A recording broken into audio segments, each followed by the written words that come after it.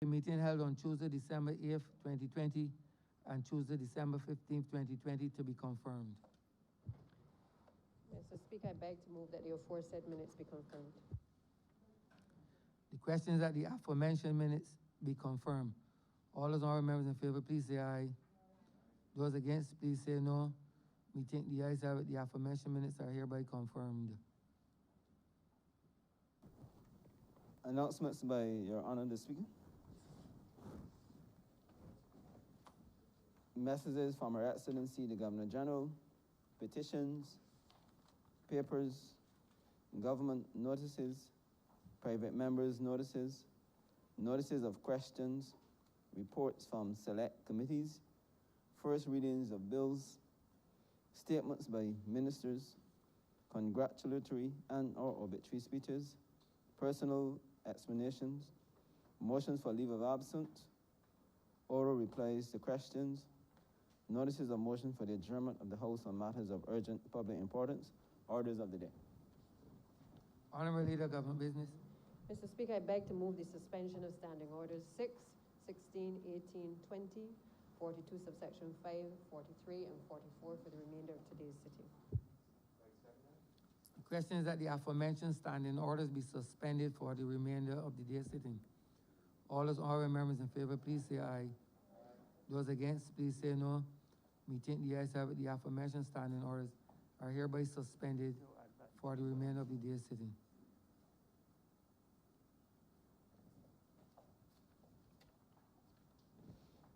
Government business. Government business is now the order of the day. Order number 4, sir. In the name of the Honorable Minister of Housing, Lands and Maintenance, to move the passing of a resolution to approve, in accordance with Section 5 of the Crown Lands Vesting and Disposal Act, Chapter 225, the lease to the Duke of Edinburgh's International Award Barbados Charity of the parcel of land, the property of the Crown, namely Lot 2, being part of the property known as Culloden Farm in the parish of St. Michael in this island, to be used as a headquarters base to house the Duke of Edinburgh's International Award Barbados Charity and to facilitate its development programs. Honorable member for Christchurch West. Thank you very much, Mr. Speaker. It would be remiss of me to start my presentation without first recognizing the historic nature of this debate, in fact, this sitting of Parliament today, because this is the first time ever in the history of this country that members are able to attend Parliament by Zoom, by internet, by electronic media. And this clearly will be signatory to Parliament, I would imagine, in the near future, as we continue to suffer from the ravages of a global pandemic. No one 12 months ago could have envisaged that we would be giving speeches in masks, or envisaged that there would be members sitting at home in front of a computer, but yet still able to attend this honorable chamber. And it is that backdrop that I will present to you a simple bill, a simple resolution to lease land to a charity. But the backdrop behind it and the significance of how we're having to do business and how we're having to conduct ourselves in Parliament in this modern era is something that will go down in history for years to come. And I look forward to seeing a presentation for the first time by one of those members who may be at home joining Parliament by Zoom. Mr. Speaker, this resolution is that of a lease to grant to the Duke of Edinburgh International Awards Barbados charity. That charity, Mr. Speaker, has been in Barbados for a very, very long time. Pre-independence, I'm told. 1963 is when the Duke of Edinburgh Award scheme was launched in Barbados. It is charity number 214. And they do tremendous work throughout Barbados, in fact, throughout the Caribbean, I'm told. And it is essentially a self-improvement program so that people improve their leadership skills, people improve their interpersonal skills, people improve their explorative skills, and generally it is a means in which they can improve themselves and to make it seem simple to be able to get along well with other people. Because it's also a concept of people coming together and working together to achieve goals. And I understand that we in fact have members here who have been through the Duke of Edinburgh Award Scheme, and look what that has led them to. From the Duke of Edinburgh Award Scheme, from improving leadership to now a member of this honourable House. So obviously a good scheme, and it is something that I think we can be proud of. It's clear that those who've been through it, I unfortunately did not go through it. I was more in the cadet stream, but it is certainly something that has made a tremendous contribution to this country, and I anticipate it will continue. So it essentially will be leasing the property that was the old Prime Minister, official residence of the Prime Minister. You would recall that very excellent Errol Walton Barrow was the Prime Minister that lived at Culloden Farm. The property has now fallen into significant disrepair and dilapidation, and really cannot be used in its present state and has to be refurbished. The charity has agreed that they will put all of the money into the refurbishment. It will cost in the vicinity of $4 million to refurbish it. The lease will be for 25 years, and they will be paying about $1,200 a month to lease the land. After the 25 years, then the property reverts back to the Crown. So it is certainly an opportunity for us to be able to get what is a dilapidated building, a building that is at risk of having rodents and other health issues right there in the outskirts of Bridgetown, just right next to the National Insurance Scheme. And they have committed to us that not only will they continue the programs that they do, but with this additional amount of land and a home for the first time, to have some place that they can really call their home. They would add hydroponics to their programs, small animal husbandry, fish farming, green technology, as well as other community activities, so as to broaden the program and broaden the community involvement. This is definitely a positive for our country, because we need as many people involved in community activities as possible. You know, I've often heard people say that the volunteerism in Barbados is not what it used to be. People are not getting involved in their communities. People are not getting involved and doing community events and community activities like they should. And this opportunity for the Duke of Edinburgh Award Scheme to have a home is to broaden their skills, is to encourage more and more people to get back to community, get back to volunteerism, get back to being involved, help someone, learn something, and then teach it to somebody else so that they too can then expand someone else's horizon. These are the simple factors and simple basic morals and values that Barbados is built on. And this is what we need to encourage and we need to expand. So I have great pleasure, Mr. Speaker, in recommending that this Honourable House gives full support for this lease of Lot 2 at Culloden Farm to the Duke of Edinburgh's International Award Barbados charity. Lot 1, I'm told, is retained by the Crown for the use of the National Library Service. So in accordance with provisions of Section 5 of the Crown Lands Vesting and Disposal Act, Cap 225 of the Laws of Barbados, the Minister may, with the approval of Parliament, sell, lease, exchange, grant, assign, or surrender any land vested in the Crown. It is now proposed that we seek parliamentary approval of the resolution pertaining to the granting of the lease of 15,634 square meters of land, together with the buildings thereon, to the Duke of Edinburgh International Award Barbados Charity, to be used as the headquarters to house the charity and to facilitate its development work and further expansion. The resolution has been examined by the Attorney General, and I ask that this resolution do now pass.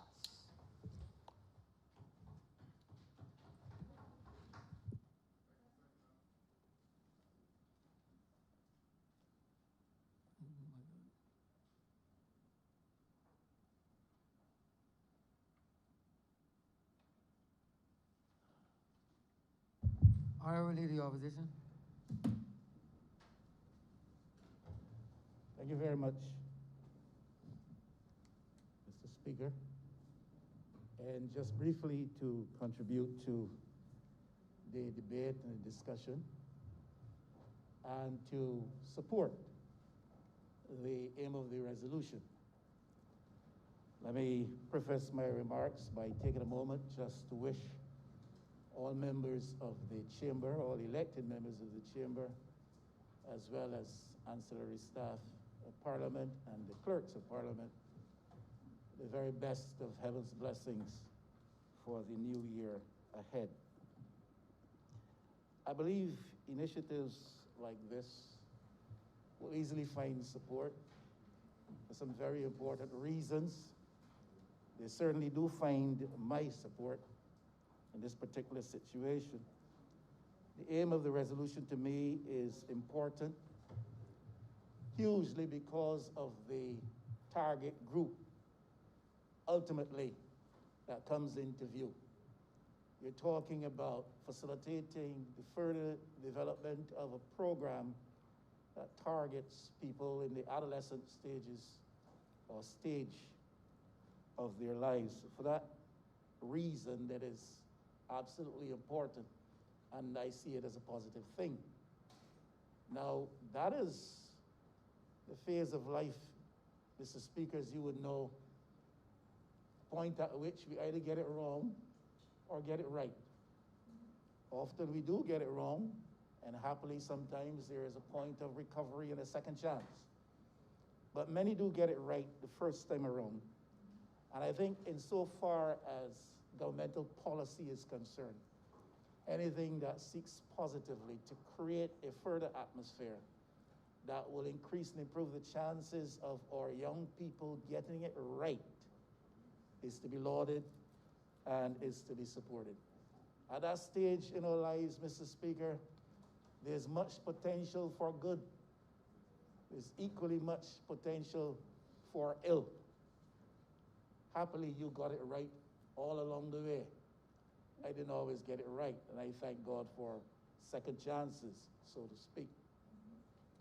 But I think that this internationally Duke of Edinburgh Award scheme and program is intended, significantly so, to contribute to the personal well-being and proper and balanced development of young people, to make them into more productive citizens of their respective countries.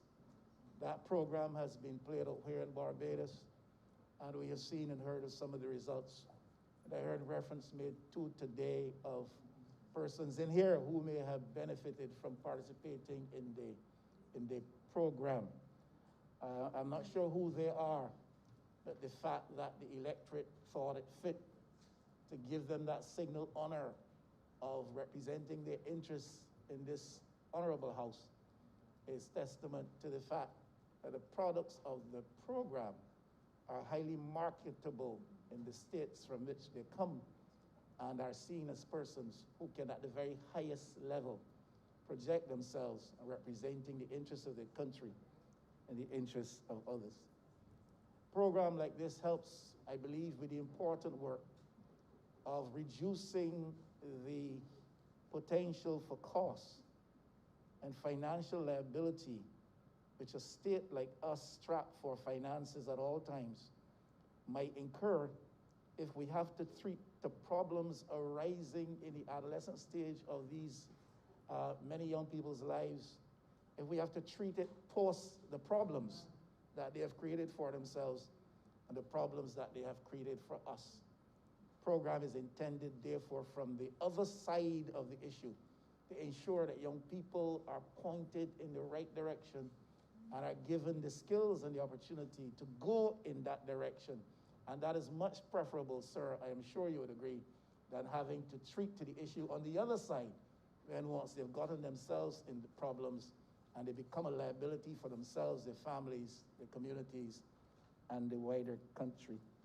So we are looking to avoid that potential of the creation of cost liability attaching to some of the ills related to our youth, more youthful or younger impulses, Mr. Speaker. Of course, the important business of the avoidance of criminalization too, because not only a question of cost and liability which the state will have to face, where young people go wrong and get on the wrong side of the law, so to speak, or engage in deviant behavior.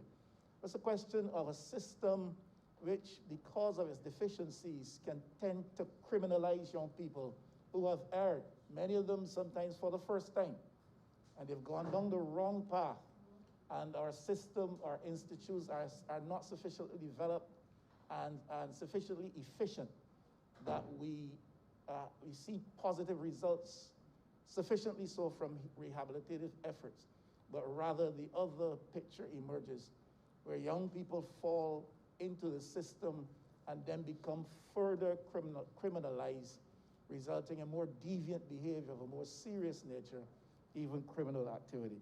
So anything we can do to help avoid that is to be lauded. And right now, as a country, we will all have to admit, not a political statement, that we are not in a position to be efficient enough or sufficient to the problem as to properly redress it. And some of our young people come into the system, and rather than get help, they become further jeopardized and criminalized. We as a country have taken a commitment long ago that we will try to avail our young people of the very best of opportunities that a country of our level of development can afford. And perhaps sometimes we even go beyond that which we are able to comfortably afford. And we've made a commitment as a nation to these young people. Perhaps the best and most obvious example is in the area of education, free education, from nursery to tertiary. That's the business that we're into. And as a country, we have committed that. We have made a very strong avowal of our commitment to that type of policy and that type of program, that notwithstanding the challenges even now of most recent times economically, we're still bent on a course where we want to express in very tangible financial terms that commitment to our young people, that we would create for them opportunities in Barbados where they can become the best that possibly they can be, and that they can do the best which possibly they can in the interests of our wider national development. The program at its root is intended to create the values of personal self, balanced development, of balanced personal self-development, leadership skills, sense of community, volunteerism. All of these are ideals and values which as a country we have cherished for a long time. If truth be told, and if we are to be honest, we have to admit that in recent years, and recent is subject to interpretation from one person to another, but we'd have to admit that in recent years, we have seen a diminishing of the emphasis on the importance of these values of a balanced, self-developed person, volunteerism, sense of community, sense of nationalism, sense of what I call in church circles, other-mindedness, the value of leadership, and other high ideals and values which as a country we have long cherished. So programs which help towards that must find support. And here is one in which a charity, being part of an international global network is giving its energies and its efforts to, and I am happy to be part of a mechanism which seeks to support that. We have to be conscious and acknowledge as well, if we're to be balanced in our view, that we run the danger of creating lofty aspirations among our young people in Barbados, only to see them crash in the valleys and sands of cynicism. And that is true. The economic situation of today, and it didn't start today, and it didn't start yesterday. Part of it is systemic, it is endemic, it is the model, the orientation of the model of economic orientation that we have pursued over many, many years. It is the legacy of a system handed down to us, we bought into, hook, line, and sinker, and have not necessarily fully made the effort to revolutionize it such that we see a change in the relationship of the majority of our people to the level of economic development in the country. In other words, we've had some development, we've had some growth, but it has been skewed. And a lot of it has been biased towards certain sectors, certain classes, and certain interests. And that has jeopardized and imperiled the interests of the majority working class people in this country.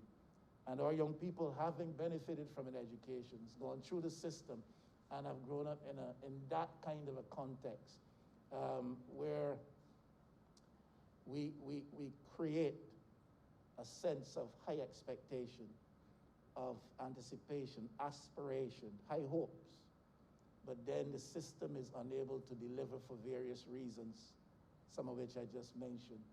And those noble aspirations then come crashing down in the darkness of the valley of cynicism, in the sands of cynicism. That is part of the tragedy, the reality which we live and which we know. And anything that can help to cause our young people to escape from that kind of syndrome is worthy of being supported. 30% plus unemployment among young people in Barbados is bad. That existed even before COVID. It's certainly worse now, and the prospects going forward not as bright. Chronic underemployment in Barbados, that has been the story of the working class in Barbados. And again, it emanates from the kind of system, economic orientation that we have followed, the model that we have chosen to pursue. I have said before, and I say it only because I feel it strongly. I don't say it to target anybody here today. I say it because I feel it strongly. We have got to kind of continue to create those high ceilings for our young people, that they may have those lofty and noble aspirations. And we cannot afford ourselves to fall victim as leaders in politics and leaders in enterprise and business in Barbados, such that all we seem to do, well, I shouldn't say all we seem to do, such that we settle for offering to the young people of this country visions influenced by the low ceilings with respect to their aspirations. In other words, in simple language, it's not just to find a seasonal employment, weeding the road or cutting the grass. Somebody must do that, and that is an absolutely necessary task. And it is absolutely vital in Barbados. I've never seen Barbados this bushy in my entire life. So it's absolutely necessary now. But I'm talking about a situation where we settle for signaling to young people, this is all that we can offer. This is what you must aspire to. This is what you must expect. To wait for a seasonal job, weeding the road, cutting the bush at the behest of a politician when it suits the politician. That is not a criticism or accusation of anybody or any political party. That is part of the reality which is life in Barbados for working class people. And so anything that improves on that situation, anything that moves us up and onward and beyond that, I'm willing to support. I support this today. With your permission, Mr. Speaker, one other aspect of it to which I'm like to refer, and I ask your permission because I'm actually referring to an article which would have appeared in the media, because the reference to the land to be leased here is the Culloden Farm area. And I think this was an article under the name of Sir Henry Fraser, and he talked about our attitude towards, as Barbadians, towards our heritage and our heritage sites. He mentions the home of the Right Excellent Earl Barrow in St. Lucie. I remember of a specific reference for it. It is an advocate, Mr. Speaker, and Barbados Advocate, and the head of the title of the article, Things That Matter, Culloden Farm, the Garden, Other National Tragedies, and the clerks can have this to be shared, a document of the House, Mr. Speaker. And he mentions— to make it a document of the oath. Yes, and he makes reference to the Earl Barrow family home in St. Lucie, which is still in ruins. And he goes on to mention what he calls, I think he calls it the dirty dozen of heritage properties to which little or scant attention is paid because of the inaction of those responsible principles of government. This inaction associated with the lack of maintenance is neither new nor unusual.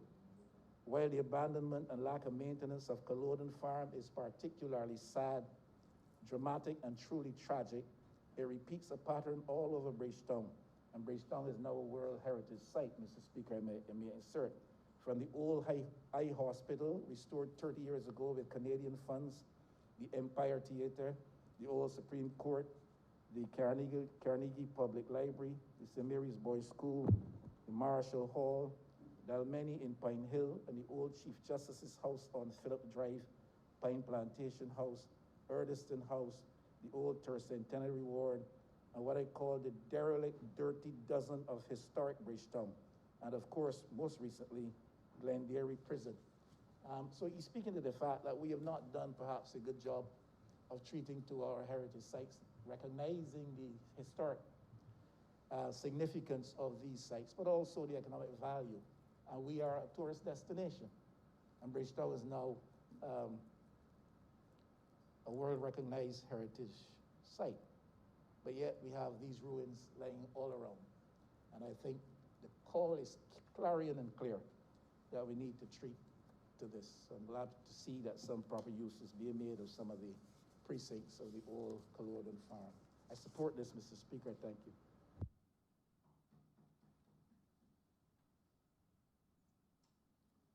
Honorable Member for St. Michael South Central. Thank you, Mr. Speaker. And let me say that I am the kind of person that likes to celebrate small things, and I feel that this is the occasion to celebrate that I am the first to make an intervention via this new system that we're using. I feel quite honored to be able to do so, given the realities of the pandemic that we are faced with and that we are having to manage. It means that we now need to introduce new ways of engaging with each other and with the people of Barbados, and so I'm happy to be able to do that. I rise. I guess that I say that metaphorically, but I rise, sir, to lend my voice to this resolution that seeks to see the allocation of lease arrangements or the firming up of lease arrangements with the Duke of Edinburgh award scheme for the property in question at Culloden Farm. And Mr. Speaker, I may be begging your indulgence a bit to do a little bit of storytelling this morning, because those who listen to me even a little bit will often hear me make reference to my time in the Duke of Edinburgh award scheme while I was in secondary school. It was one of the transformational activities in my life. And some time ago, almost a year ago now, when we were beginning to deal with the COVID pandemic, one of the things that I had occasion to emphasize was that even as we are dealing with emergency issues, this Barbados Labour Party administration is still focused on the business of transformation. The honourable member for St. Michael West alluded to it as well in his intervention in support of the resolution, which is to say that we can't take our eyes off the transformation project for Barbados. And this activity to give support to the Duke of Edinburgh Award Scheme in its role in supporting the development of young people is extremely important in that transformation. Now, the member for Christchurch East Central, in some of our discussions on this topic, made such an important point. He may not have realized it, but he made he said something that was very true and resonated with me personally, which is that for many of us, the Duke of Edinburgh Award Scheme was seen as the alternative to the Cadet Corps for those of us who were not so militarily minded.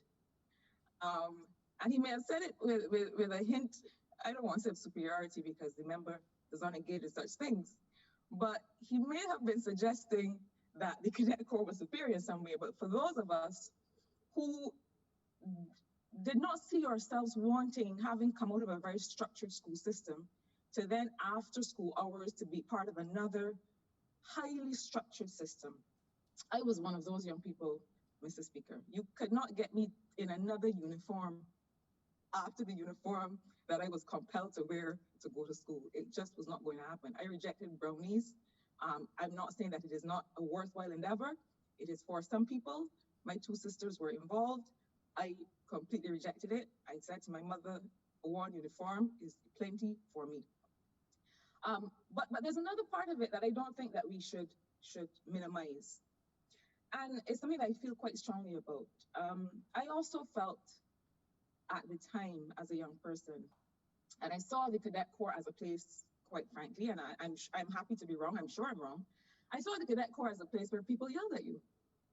I saw the Cadet Corps as a place where their approach to discipline was one that I knew I would not respond to. And I use myself, if you will indulge me, Mr. Speaker, as a personal example. I seek to use myself as a personal example in this intervention this morning, because I think it's important to recognize the different characteristics and personalities of young people. I mean, when we say young people, it's not a single group that all behaves in the same way, as we know. And so we need to be able to structure different kinds of activities for young people. I'm the type of individual who, Mr. Speaker, who does not respond to attempts to strong arm or to demoralize or to break you in order to get you to submit. That may sound like strong language, but it's something I very much believe in. I think one of the important things about leadership is that you need to be able to recognize what will motivate the people whom you seek to lead. One of the things that we have to recognize as leaders, I don't always get it right. I'm sure my colleagues in this honorable place will agree. But one of the things that we have to challenge ourselves to do is to be able to understand what will allow you to get the best of the people that you are seeking to lead, to get the best from them. And so there's some people who may respond to, you know, the yelling of instructions and these kinds of things. I am one of those types of people who absolutely rejects it, because I feel as if when you educate a child, a person, a population, you don't seek then to shout them into submission. Your education system, I would hope, is seeking to create and establish reasonable people and reasonableness. And to the extent that you've been successful in creating or establishing reasonableness in your society, then you need to use it. Then you need to, as we would say, use your words. Then you need to be able to meet people as peers and simply communicate to them in milder terms what you would wish for them to do or what you would wish for them to do collectively. And so I would say that I was one of those young people who chose the Duke of Edinburgh Award Scheme because it was structured, yes, it gave goals, but it also did not seek to demoralize or to make people feel less than in the attempt to build character or to establish discipline. The Duke of Edinburgh award scheme, if I can say a little bit about it, is one where it was established at the time in an attempt to have young men, I believe it was, between the ages of 15 and 18, who perhaps were not finding structure and discipline in other places. It was created in an attempt for them to have that structure. Now, let me say that I believe that there are things, there are programs, there are buildings, there are institutions created that were created historically in other places during colonial times or post-colonial times. There are institutions that are created in the context of systems that are or were or used to be or continue to be imperialist. I think that is clear. But I think that we have to be very practical. I think that we have to understand that it is quite possible for us to see and accept the value of an institution or of a program and to claim it and to make it our own and to decide what we want to do with it and what we want it to be.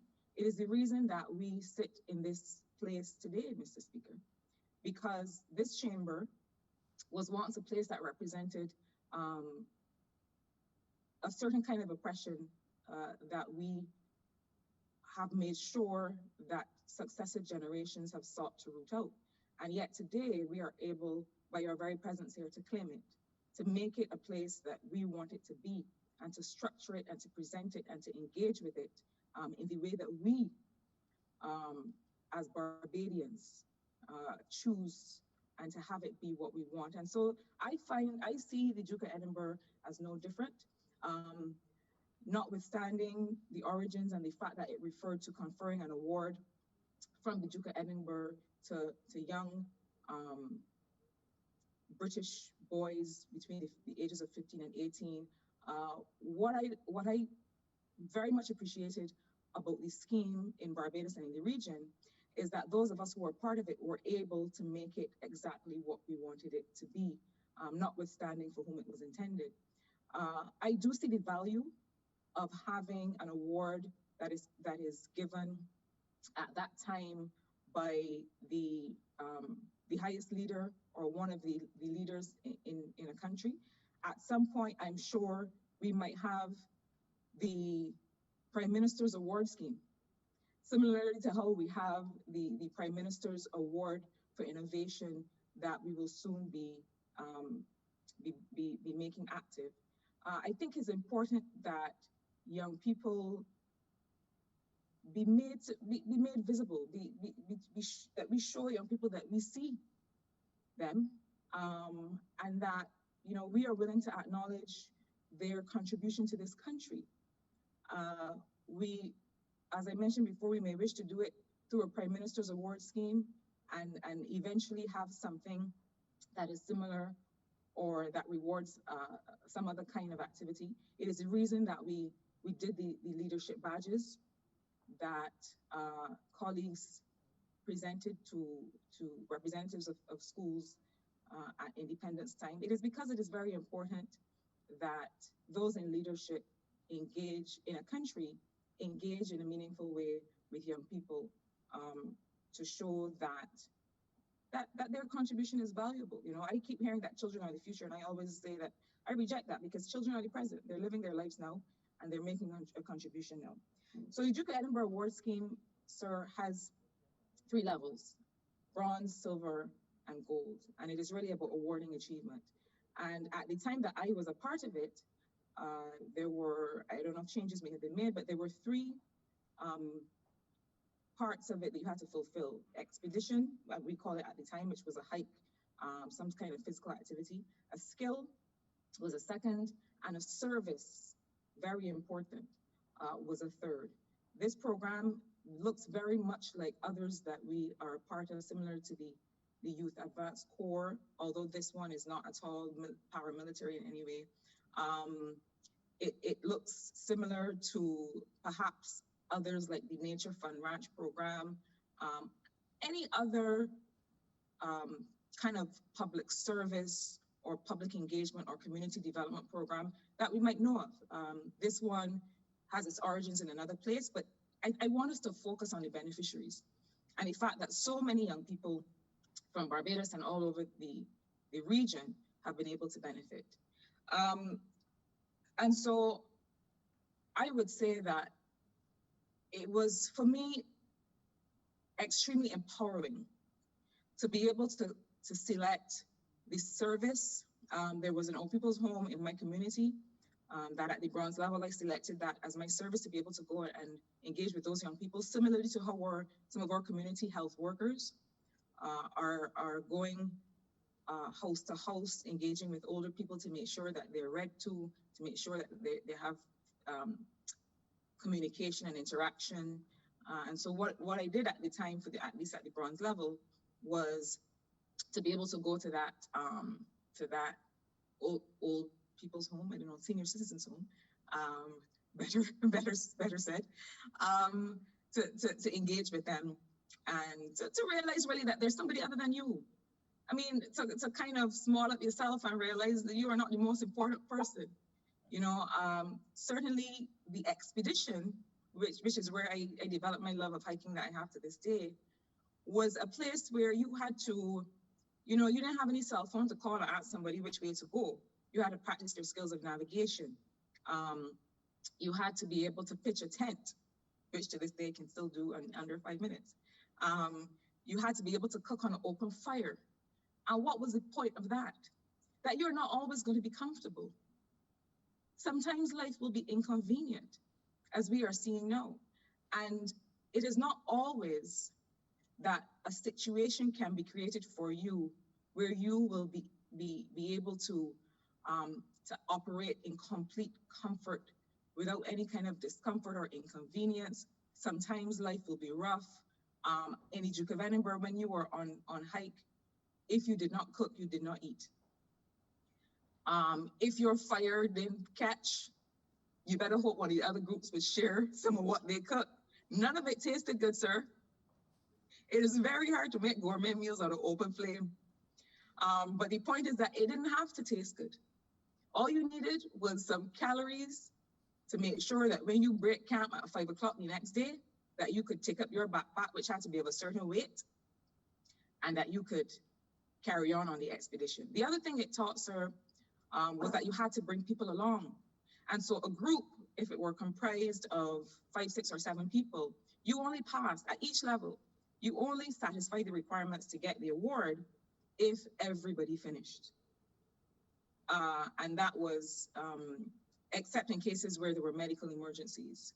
So there was a moment where a friend of mine, who is one of my best friends to this day, you know, had to put one of our other group members on his back going up a mountain, because we knew that it doesn't matter the fact that the rest of the 5 of us finished climbing that mountain, it wouldn't have mattered, because if we had left the quote unquote weakest among us at the bottom of that hill, we were no better off. And that's the lesson that it taught at the time. I want to come, sir, to the issue of the current Duke of Edinburgh Award scheme and to reflect on how the institution operated when I was a part of it. The institution had assessors and evaluators, local people who had finished the Gold Award and who then would come back and serve the scheme to be able to assess and evaluate and to be able to go with us on expeditions and so on. Now, when you complete the Gold Award and you become an assessor or evaluator, then you have a responsibility to plan expeditions with young people. You have a responsibility to have meetings. You know, you can't just go up in St. John and start walking. You have to plot a route. You have to plan. If you're going overseas, you have to have meetings. You have to do fundraising. And at the time, it was very difficult because the scheme did not really have a home that we could all go to and make these plans and engage with young people. And so the reason that this resolution is important is that it provides the scheme with a home. We don't want our young people just showing up anywhere and meeting anywhere. We need to give them a certain sense of security. We want to make sure that the scheme is properly institutionalized so that where meetings have to take place, where activities have to happen, that they have a home. Not only that, that if there's a person who wants to be a part of it and they know where it is headquartered, it may then be possible for them to make contact and to suggest that they want to be a part of it. One of the shortcomings I felt of the scheme at that time, sir, was that those schools that had already had very built-in structures and were well organized for extracurricular activities of this nature had high levels of representation. And those schools that perhaps did not have the history in the scheme and so on, they did not have groups. So it meant that some students from other schools had to come and join our group. Regrettably, it meant that some of the older secondary schools, like Harrison College and Queens College, others, had very strong representation, and some of the others did not. But I will tell you, sir, that one of my many pleasures with being in Duke, as we called it, was that I was able to meet people from other schools through that program.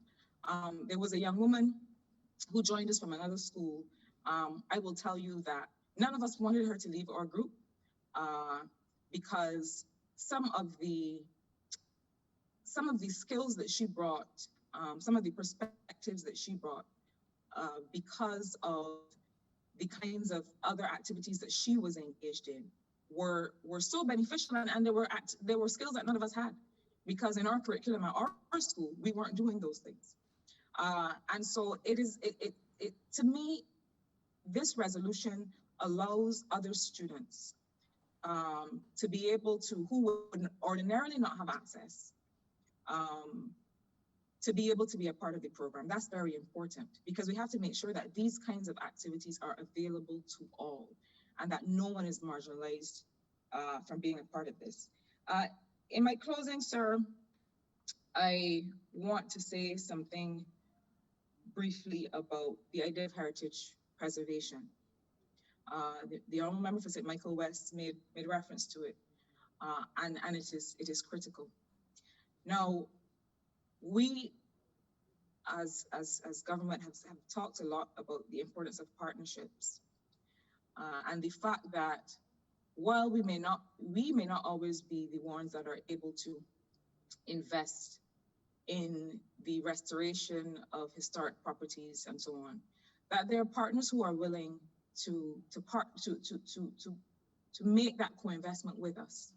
And so it is very encouraging to note that what is contemplated as part of this initiative is the restoration of the property at Culloden Farm by the Duke of Edinburgh Award Scheme. It is no small investment. They are aware that they will have to comply with the heritage guidelines for the restoration of the property, and they have agreed so to do. But it suggests, and perhaps it is an encouraging note on which to start, that I can so fully agree with the member for St. Michael West, an encouraging note on which to start this 2021. But I think it is important that we not lose sight of that mandate, that while we must develop, while we must continue to invest in the physical and other development of the country, including and especially Bridgetown, that we do want to preserve some of those parts of our heritage that make Barbados interesting and unique. Now, there's a whole other conversation to be had about the extent to which we also want ourselves to reclaim some of those spaces and to reflect some of our original heritage from whence we came. That is a conversation perhaps for another day. But I think that is important to make visible the fact that these kinds of partnerships also allow us to draw in other resources from other places to be able to fulfill our commitment to heritage preservation. So, sir, I want to close by saying that I fully support this resolution.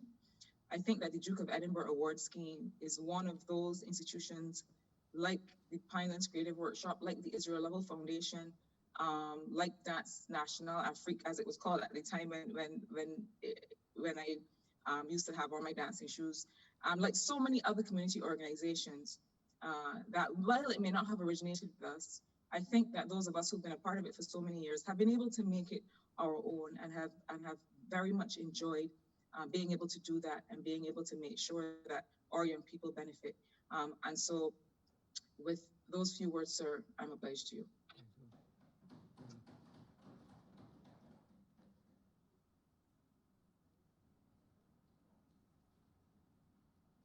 Honorable member for St. Joseph. Mr. Speaker, as a proud member of the Duke of Edinburgh Award Scheme during my school days, it would probably be remiss of me not to offer a few words in these chambers. Mr. Speaker, a lot of very good organizations come up in Barbados, but their longevity is hardly guaranteed. Now, if I tell you that I was in Duke of Edinburgh Award Scheme when I was 17 years old, that would give you an idea. And the Duke of Edinburgh Award Scheme was here for quite a few years before I got involved. That would give you an idea of how long it has been around. But it is always a challenge, Mr. Speaker, for philanthropic and community-minded bodies to sustain themselves. And I reflect on the fact, sir, that very few of them enjoy enough support to reach the point where they can have a headquarters. When I joined the Duke of Edinburgh Award Scheme as a lad, it was being administered by Richard Goddard. I think everybody of a certain vintage would know who Richard Goddard is, I hope, as opposed to being was. I'm embarrassed to say that I don't know. He still is. I'm happy that he's in essay, as the Latins would say. But you know, when I asked Marcia about Richard Goddard, sorry, the honorable member who just spoke about Richard Goddard, she had absolutely no idea who he was. And in those early days, the scheme was administered from the veranda of the Goddard family home at Fontebelle, which was on the premises of Goddard Supermarket. And when we, in the Duke of Edinburgh Award Scheme, had to have meetings, senior meetings were held in the living room of the Goddard family, and group meetings were held on the veranda. A lot of organizations, sir, are desperately in need of their own housing, of their own headquarters, so as to be adequately able to satisfy the demanding needs of today's beneficiaries. Mr. Speaker, I suppose some would argue that the fact that we thrived on the veranda of the Goddard's family would mean that we don't need to have a home. But the starry-eyed, enthusiastic young men and women of the 70s and 80s are very different to today's young men and women. I don't think my son or daughter would go anywhere unless that place had Wi-Fi. In fact, sir, as a family, when we go to visit other people, my son, who is a little bit more rabid of a IT person than my daughter, his first question is not who we going at, or why we going, whose birthday is it. His first question is, they got Wi-Fi. That is his priority. And as an organization like the Duke of Edinburgh Award Scheme is forced to stay in touch with and be compatible and meet the needs of perhaps in many ways a more intelligent, aggressive, and worldly viewing client class, it becomes important for them to be able to satisfy the need for a permanent headquarters that can cater to those things. I was also a member of the Boy Scouts. And one of the things that allowed the Boy Scouts of Barbados to thrive, and in fact, I can say that I was a member of First Barbados, Commonwealth School Scout Troop. One of the things that allowed the scouting organization to thrive was precisely because it had its own headquarters at Hazelwood. It had a home. It had a home where the band could practice. It had a home where its business could be satisfactorily administered. It had a home where young men could camp. It had a home where scout troops that did not have a place to meet and have their own activity, it had a home that could be offered to those entities, sir.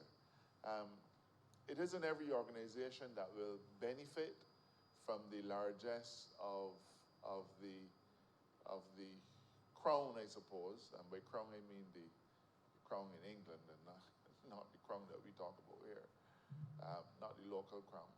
It isn't every organization that will have that backing, that support, but to the extent that it does, and to the extent, sir, that resources are available to support an organization that has done a tremendous work for Barbadian young men and women, the government of Barbados would do well to match those efforts. And if, sir, in matching those efforts, it requires us to make a contribution of a piece of real estate, historic though it might be, a piece of real estate that is lay idle, then it is the least that we can contribute, sir. If you measured the value to our young men and women of the Duke of Edinburgh Award scheme, you would find, I believe, that our contribution is far smaller in real terms than the good that the scheme does for Barbados. Mr. Speaker, one of the things that we have recognized over the years, but increasingly so, is the importance of having wholesome alternative activity for our teenagers, for our young men and women. And as Attorney General, sir, I believe that I perhaps see it more often than others. But the harsh reality that we face is that our young men and women are urgently in need of intervention of a positive kind, such that it would steer them away from the negative side of society. Where there is a void, that void is going to be filled, Mr. Speaker. Where there is no leadership offered in our homes or in our communities, then there are rapacious individuals out there who are anxious to fill that void. Where a young man or a young woman grows up without the role models that they need, there's going to be some fella on the block who is more than happy to step in and to become the role model. Plain and simple.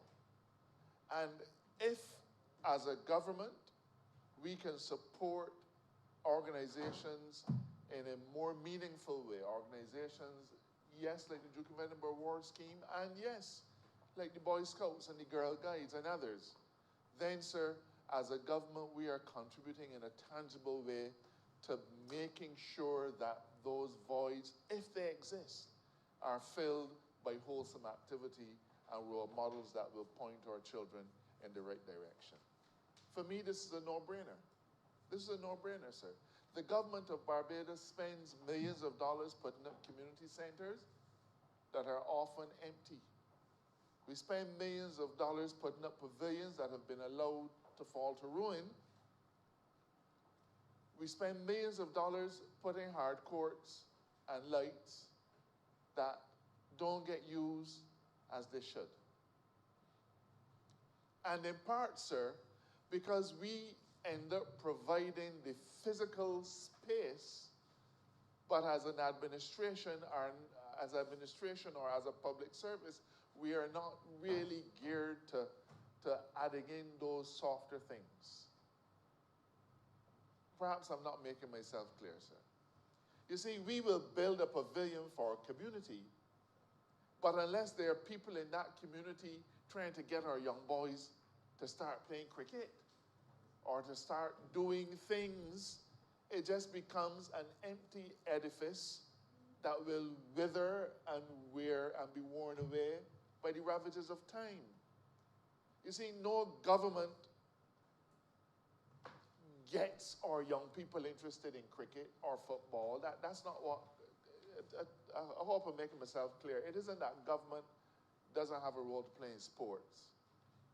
But as a little boy, sir, there was no outreach officer or nobody from the government department who used to come out and tell us, all right, boys, here's a ball, we're going to play cricket. We make cricket balls out of wet newspaper and black tape.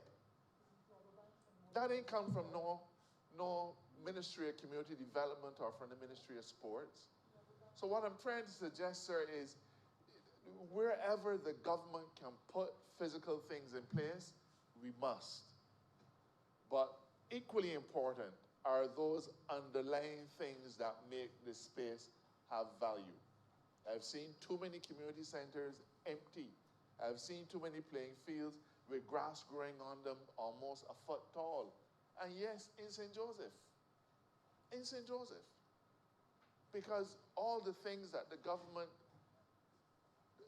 will do will often relate to nothing more than putting in the infrastructure. What is needed, sir, are those things that it's hard to find a way to spend money on. You can't spend money on leadership. You can't spend money on enthusiasm. You can't spend money on those things that cause young people to want to gather. You ain't capable of spending money on that. So that has to come from a different level. And in the Duke of Edinburgh Ward scheme, sir, those, as a young man, those things, that softer side, was inculcated in me as a young man, and it was inculcated in the honourable member who just spoke, and in many of us. So, sir, bottom line, before I take my seat, we have put physical space at the disposal of many organizations over the years. We've put physical space at the disposal of many communities over the years. This is an opportunity for us to put just the land, because the scheme, as I understand it, will be completely renovating the building. They're going to restore the historical aspects of it, which is something that we also need to do in relation to things like the Carnegie Library and others. So they're going to be making an investment that perhaps if we had the actual resources, we should be doing. So this is an opportunity for us to restore an important part of our history, provide a physical space that a valuable organization can call its home, and in that process, sir, help to build our young men and women. I can think of no better value added that we could have to vesting a building in an organization than that it helps to build our young men and women. And I therefore support this resolution wholeheartedly.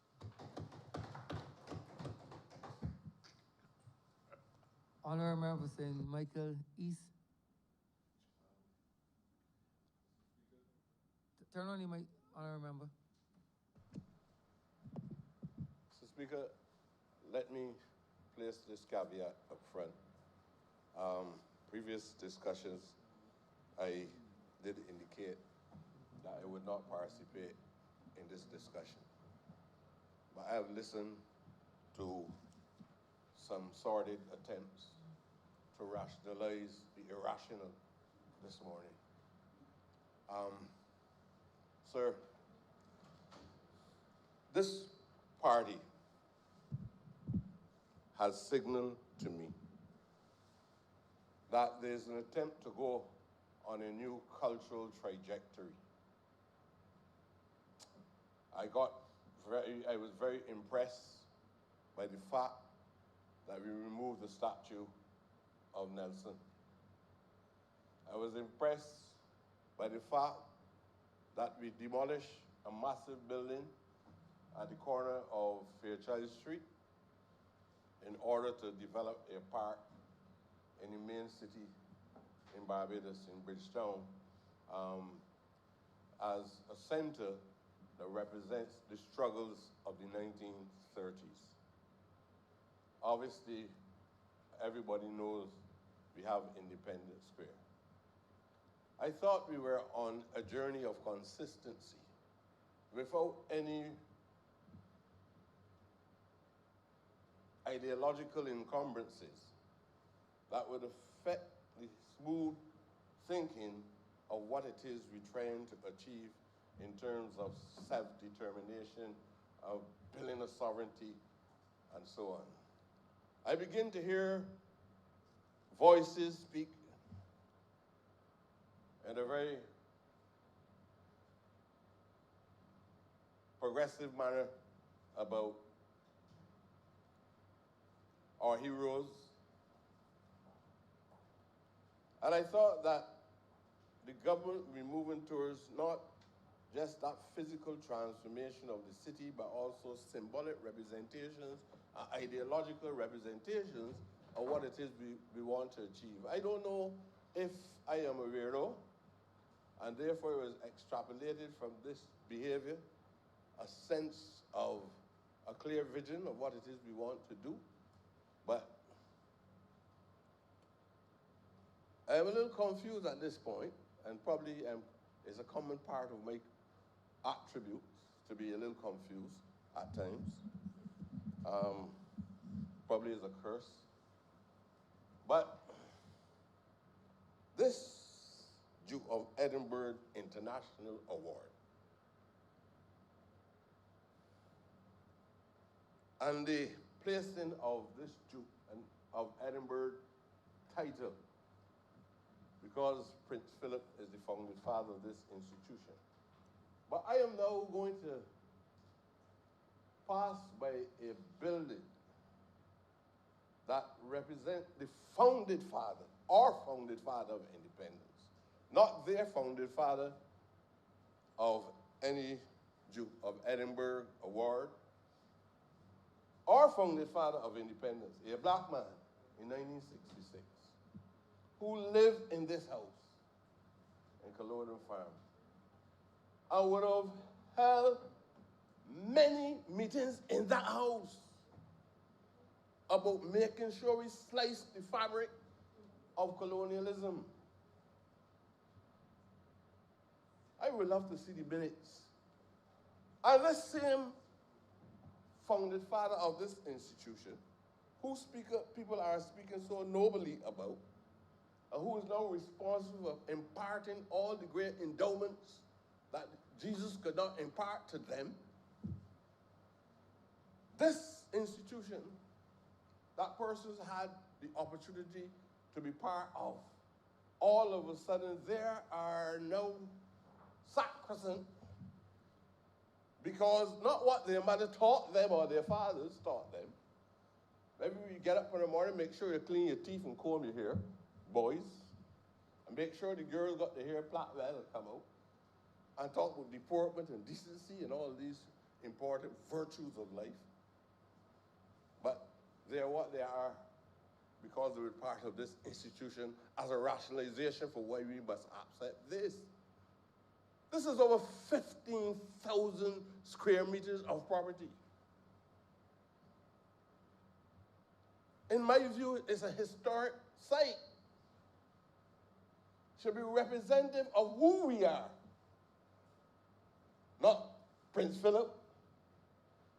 Not Prince Philip. They have had so many different institutions in life that impart positive values.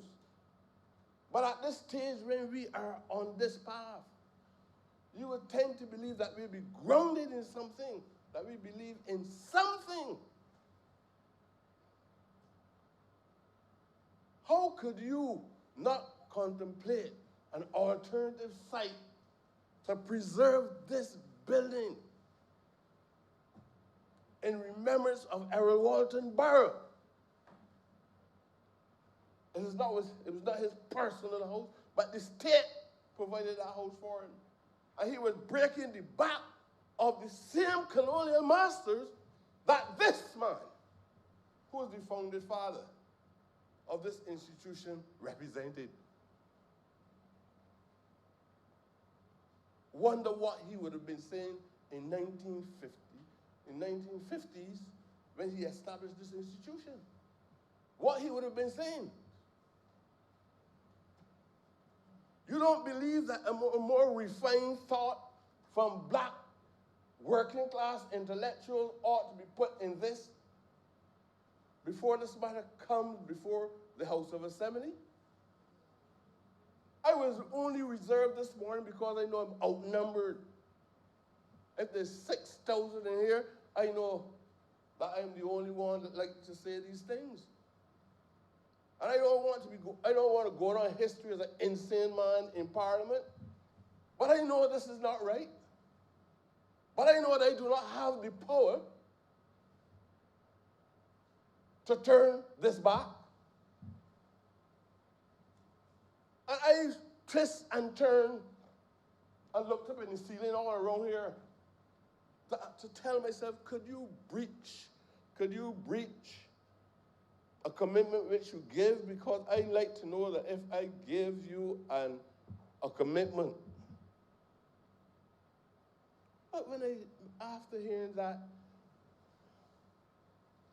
I had all the intention of deferring any views which I have until when the government achieved what it wants to achieve. But I have to ask other persons in this society if we are going to allow these things to just flow through this society. We are not trying to highlight consistently the contribution of our own people to society. I've been hearing about community centers not being used. Community centers are not used because the administrators of these community centers will not allow the people in the community to take charge of the community centers. And when the people in the community comes home on evening, the officers in the public services closing the community centers, they can't get access to it. I'm surprised to hear him say that. That is known. So it's not the lack of the ability or the passion of the community in participating in these exercises. I'm hearing other views about having a place, a central location, because this is an old model of what constitutes a well-formed institution itself, that an organization that emerged from out of affluent groundings. All of a sudden, the state that's struggling in these days believes that it has a responsibility now to rescue that institution, to continue to do all the work that's been done. I've known many institutions that contributed to the development of young black Barbadian children. When that institution was born, where were we? When they talk about the young people of the day, where were we? Were we in the equation at the time? Who were these young people, what they looked like, and who they were at the specific time? Don't talk to me about people with these generic views about people this and young people this. 1950s, where were we? Listen to the discussions of 1966. Listen to the discussions in the early 1950s. Where were we? So don't tell me that we have to facilitate them. They can't be motivated by that. We have arms of government that must be very clear, and I know that where I am, there are times when I'm going to see these things because there are people who are seasoned, and they're going to perpetuate this nonsense in the political culture of Barbados. They're going to continue it. I I just want to register my voice on this matter because I don't want it to be said that I am responsible for addressing some of the inequities in Barbados. And I'm seeing something like this happen, that Barrow will turn in his grave 3,000 times the more when he get up and you see a sign saying the Duke of Edinburgh with an international, I don't know this kind of pretty language, international award and all of that on a building that once was the building that the founding father of our independence lived in, slept in, kept meetings in, and we did not allow the Ministry of Culture or allow any of the other departments of government to use that building. I don't even know how much it's going to use for, what I say, it's going to use a parliament for a museum or a library or something. But 15,000 square meters is a reflection of a specific mindset, sir, that feel comfortable doing these things. Just move, Nelson. But now would allow these same people to come back. I have possession. You don't mind the leasehold? Don't mind the leasehold. When people hold on to land, wherever people hold on to land across the universe, it is always an issue. But it seems not to be an issue here. It seems not to be an issue here. Wherever people hold on to land. When the Mormon so-called group that was degraded to the point that they call them the Mormon gang struggle in Kenya, a country that we're now trying to establish a good relationship with. It was about their land. If somebody owns land, possesses land, living on the land illegally, the reality is that the land is in their hands at present, and you've got to struggle to get it back. 20 years. 20 years they will hold possession of this land. Look, I don't want to get down to the individual aspect of this individual man, you know. Because this man, through a union, is part of royalty. Through a union, he is part of royalty. But his contribution to mankind is not as wholesome as you all think that it is. It is because elitist intellectuals in a Eurocentric society, especially in Britain, and the BBC, always treat him with special gloves. Rather than ripping off the face of the monster, they will always talk about him in a very subtle way because of the kind of remarks that he makes. Not only about black people, but about people all across the world. But he was held in a secondary role within England. I don't mind how much philanthropic attitudes you see, how much money he gives or how much gifts he gives. I always watch people who give gifts because sometimes the most demonic individuals in society are the people who give gifts. There are some people who hold some level of remorse and will give because they feel guilty of the wrong that they have done. And we call that reparations, even though they don't think that is reparations. But we are in a sad state. And while some people talk about all the different authors and intellectuals and people who influence their life, I talk about this because I'm influenced not by those people. I am influenced by what Garvey says, the philosophies and opinion of Marcus Garvey. I raised first by Tony Martin. These are the things that influence my thinking on these issues. And the problem is that many people know the truth, but they don't like to say it in here because they believe that these mahogany desks, a lot of lights surround them. Unfortunately, they're not downtown. Lots of people never believe it is Parliament, you know. Because parliaments don't look like this. This is an alternative in the interim period. But everybody want to get back to what they call the real Parliament.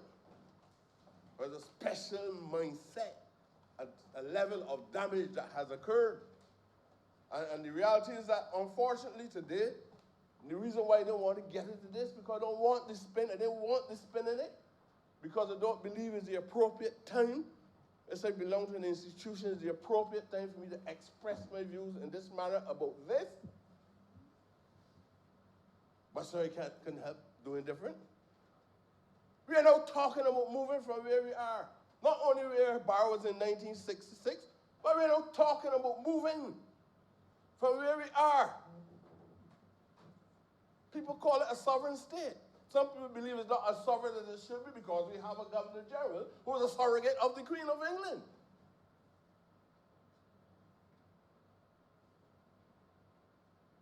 We are now saying that we're going to do something so fundamentally different to create a new political configuration this year in the form of a Republican form of government,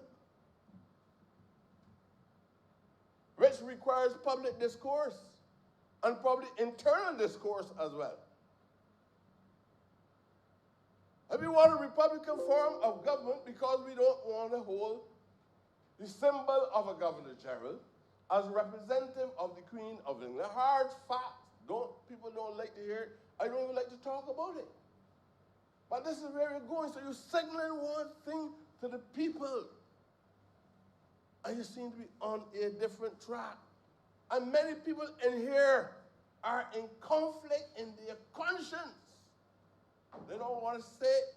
They are in conflict with their conscience about what it is. You don't know nothing about anything. They're in conflict with their conscience on where are we really going. So I'm not surprised to hear some voice say, not me. That's the level of the profound nature of the ignorance that exists. I'm saying that these matters, sir, I am not tied up. The Prime Minister has a weapon that she can use.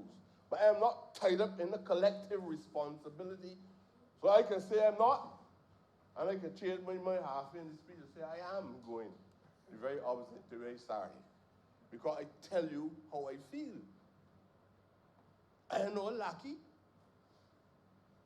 I am no lucky. No salary. No status. I tell you how I feel, and I am in here because this is how I feel, and I like to believe that I represent not just me. I represent at least a constituency, a national constituency itself of people who feel the same way as I feel. I'm only a messenger in the circumstances. Just like I just pass it through. And that somebody could say this thing today, Tuesday, and then next Tuesday, somebody might be coming to my front if they so desire. But I don't really care if you come or not. I don't care if what is my name, can the truth bury me, I don't care if I don't care what none of so. Right? These are things that are not right. And just because you are in a position of power, you can't do it to all of us who came in here as a consequence of the support of the masses of people who represent true democracy. That is where you got problems because Trump just like the same Jew. That's where you got problems in the States now. I went down here debating it. But Trump gets 70-something million votes. So I got to say something about that society. I won't let people to talk the same thing about Barbados. I won't let people to talk the same about our House of Assembly. And regardless of whether you like it or not, the margins was relatively narrow in terms of if you talk about millions. It says something, the truth has to be told. The truth has to be told. Something is wrong. And I believe that if we are at this point in our history at present, and we get the impression based on things that we're seeing happening, and then all of a sudden you see that, like if somebody spit in the road in a vehicle and turn and go in the opposite direction. People become confused. People begin to doubt you. And if 1,000 people are orchestrated in such a way to express a view in order to address these wrongs and to make people believe that it is not You can't justify it. You've got an intelligent population. You cannot justify it. You have to fight, and you have to do something that resonates and impact on the society that is even greater than the wrong that you actually have committed in order to continue in the credibility of the people of Barbados. And I really feel, sir, that if I didn't speak on this, that this would be a betrayal of the trust that my brothers and sisters put in me. And I consulted with him. I said, this would be a betrayal of trust. If I was in a stronger position, I would ask that this matter be deferred. I prefer you to defer this until whoever you give the commitment to, that on reflection, you believe there are a number of considerations. If you read the history, not of the bourgeois intellectual, if you read the history of the founding father of this, you will best be able to appreciate why they want to preserve the symbol of the founding father of Barbados independence. Why you want to preserve that. The things that this man said in a very subtle way to people not only of the black race. You don't even have to read a textbook now. You Google and you got everything coming out here. How could we sit down and plan this and then attempt to justify the behavior of the colonial masters and help to perpetuate an institution that is a reflection of that same behavior from all back in the 1950s. But then you're going to suppress the image of an institution that represents the founded father of Barbados independence. That is what I would like to ask the people who are the major people in the forefront and the advocacy of whatever it is that they're trying to sell to people who they believe got malleable minds in the society itself. You're not taking people serious. You're not taking people serious. You got too many secondary schools and too many tertiary institutions to ignore the concerns of the people of Barbados, and you have to put it right now, or not you will suffer the consequences later for having it wrong. And that's all I'm saying. So I only want to say a few words to you and say, but probably the demons inside of me agitated, and I had to respond. The reality, sir, is that this is a wrong. Records of history prove that this is a wrong. And if we can't move it, no, it still has to be moved. We have to take all kinds of action to constantly deal with these issues. It is not going to die today based on any vote in this House of Assembly. But this matter has to come up. I will feel very strong, and if I had the authority to indict people, they would be indicted too, sir, for this wrong. They deserve some kind of punishment, not just asking for trying to resolve the issue itself. This resolution, it ought to be a resolution that should be deferred. But I know that I can't defer it as a one voice. But it is a bad signal. And this is a clear case of who we truly are if we allow something like this to continue to pass through our House of Assembly.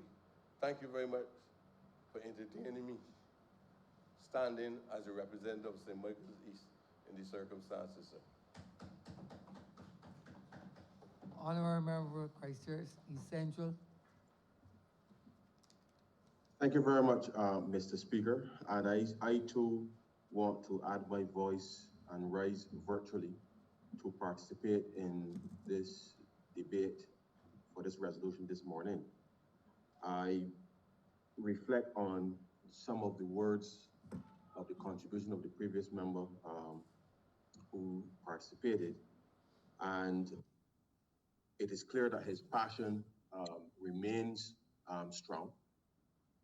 However, I just wish to put on the record that this government has been involved in a process, sir, where we are seeking to ensure that all of our young people, but certainly our population, that we provide the broadest range of opportunities, sir, with respect to being able to participate, not just in our democracy, but certainly in order to ensure that we can change the mindset, if you like, create a new national consciousness with respect to who we are in a real sense, and how we will participate in this global community. Now, that being said, sir, the matter at hand, depending on one's perspective, and I want to make it clear that the government's role and actions in relation to this specific resolution, I fully support. Because the expansion, sir, of extracurricular activities for our young people is precisely that which creates an atmosphere for grooming leadership. And we have come to office, and as you are aware, sir, we have introduced those leadership badges which we gave out on Independence Day. And to the extent that we know, in a real sense, throughout our educational system, ensure that we can provide as much opportunity for young people in this country to be involved as early as possible in figuring out how do we motivate each other as citizens, how do we create the space where we understand and listen to each other's perspectives, I think is a worthy endeavor. And to the extent that this is just but one element through which we can do that, I fully support. As the honorable member for St. Michael's South Central intimated, I was a cadet, sir, a proud cadet, and that notwithstanding, that obviously the number 3 cadet company remains the number 1 cadet company in the country, but that is a subject for another discussion. I think it is important to recognize that the landscape with respect to extracurricular activities, I think, in the country has evolved, and we need to ensure that we have an ecosystem with respect to the support of the formal curriculum that allows our young people to flourish and to be very confident about who they are and what aspirations they can realistically look forward to, and push beyond any perceived boundaries that may potentially exist as barriers for their development. And I want to indicate that whilst I was a cadet, and I did not become a member of the scheme, I was involved, sir, as a schoolboy in the Key Club. I was involved in the Environmental Club. I was an athlete, sir, at school. But as well as I participated in the cadet band, which in a real sense, sir, was separate and distinct from just being a cadet. And the reality is that that represented for me personally a full slate of a range of activities that allowed me not just to understand how people are motivated, but in a real sense to get into the communities and to be involved and immersed in different aspects of what it means to be a citizen, I think.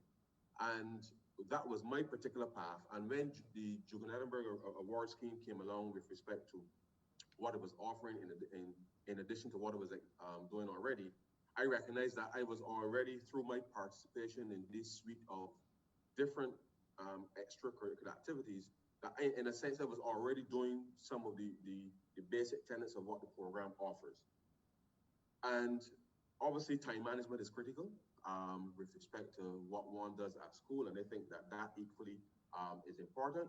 And if the Juvenile Edinburgh award scheme, like any other extracurricular activity, can create an atmosphere where young people can be exposed, at least in a single program, to some aspects of leadership and the building of teamwork, I think that's something that I fully support as someone who has come up in an environment where the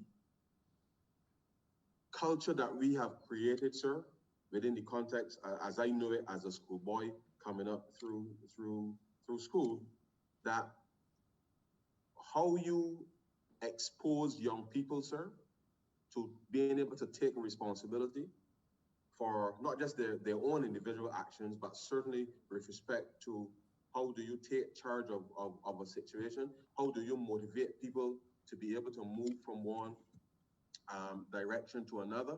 I think it's absolutely important for young people to recognize that in a global environment, that it requires consistent leadership, and that the school really is the place, sir, where one can be exposed to the fundamental or the basic avenues for training to be able to become effective leaders in adulthood. Because you would recognize, sir, that we have had some challenges in this country over the last few years, and we continue to be faced, I think, with some of those challenges simply because we haven't had avenues where we have a real expansion of extracurricular activities which allows young people the space to, one, learn, to make mistakes, and to be able then to emerge from that as much more confident people. And to the extent that we know as Barbadians, we always like to have the meeting after the meeting where we don't discuss issues in a confrontational way. I think those are that is one of the aspects that I would dearly love for us to be able to change. But the only way we can do it responsibly is to create the atmosphere, I believe, sir, where we allow our young people the best possible opportunities to be able to do that. Now, that may mean Juvenile Award Scheme for some people. It may mean cadets for others. It may mean Girl Guides, Boy Scouts. And you have a range, sir, of extracurricular activities that takes place within our school system that allows for that. And the more of that we can have our young people participating in after 3 o'clock at school, sir, I believe is absolutely critical for the future development of this country. And I fully support, sir, any opportunity where we can further scale up the opportunities for young people to be able to learn about themselves, their communities, the persons that we have to interact with, certainly as Barbadians first, but equally to recognize that there are people with different perspectives. And I listened very carefully to the member for St. Michael East, and he shares a completely different perspective than I do. But by the same token, we will not allow ourselves to descend to the level that which we are witnessing currently in the United States. And therefore, I want to give the people of this country and the young people that this Barbados Labour Party government will not in any way, shape, or form, sir, allow any discussion to be able to tear at the very fabric of the nature of the society. Because our commitment certainly is to ensure that first and foremost, that once we accept that we have to navigate a national development process, which is tricky with respect to how we choose to engage the world, we do so as Barbadians. And that we will not allow any perceived any perceptions that are externally driven, sir, to drive our mandate internally. Because the fear of watching what you see, sir, on the various news networks across the United States, or some of the injustices that you see externally, and don't get me wrong, sir, they are real. We have families in the diaspora, sir, who experience on a daily basis many of the injustices that we witness. But, sir, we do not have to take on in the same visceral way that others do, that same type of approach with respect to how we as Barbados seek to treat to those issues. So once I hear the member from St. Michael East very, very clearly with respect to how he sees this particular resolution in that context, I don't share the same fear or concern in the same way that he may wish to express them. But as Barbadians, sir, as a young person who has come through a framework of engaging not just in formal education, but equally, sir, different forms of extracurricular activities, that we need to instill in our young people very clearly that whatever positions we may or may not hold on any particular subject, that we are Barbadians and that we do not take for granted, certainly as government, I certainly don't take for granted as a private citizen, that any democracy obviously has to be carefully guarded. We see the signs of it very clearly playing out across the world. And as Barbados, we will continue to chart a path, sir, that empowers our young people to recognize differences where they exist, but that we always have the capacity, sir, to sit down and work through whatever these substantive differences may be. And that is all the more reason, sir, why any program that exposes as early as possible our young people in a responsible way, clearly, sir, to global issues, but issues in terms of how we will craft solutions from a Barbadian perspective, that we have given a commitment, sir, that we want our citizens to be global citizens, but rooted in Bajan values, sir, that any exposure that we can give to our young people to engage responsibly and to be aware that Barbados' story is extraordinary, but we do not take it for granted, and therefore we will not allow ourselves to descend into any open warfare, as we see certainly in last week in the U.S. Capitol, and therefore to the extent that as members of Parliament, we continue to engage with all of our constituents across Barbados to ensure that the issues and the matters that obviously are of import to them that the government is seeking to address, but we seek to address them in a way, sir, that is as progressive as we can to do that, given the current context in which we find ourselves. And the reality is, sir, that is important to understand, because when we look at what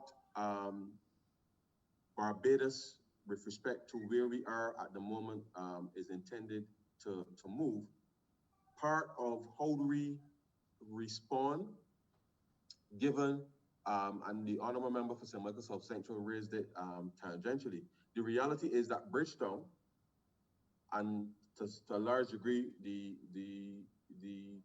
we have a large number of facilities across Barbados which have fallen into disrepair.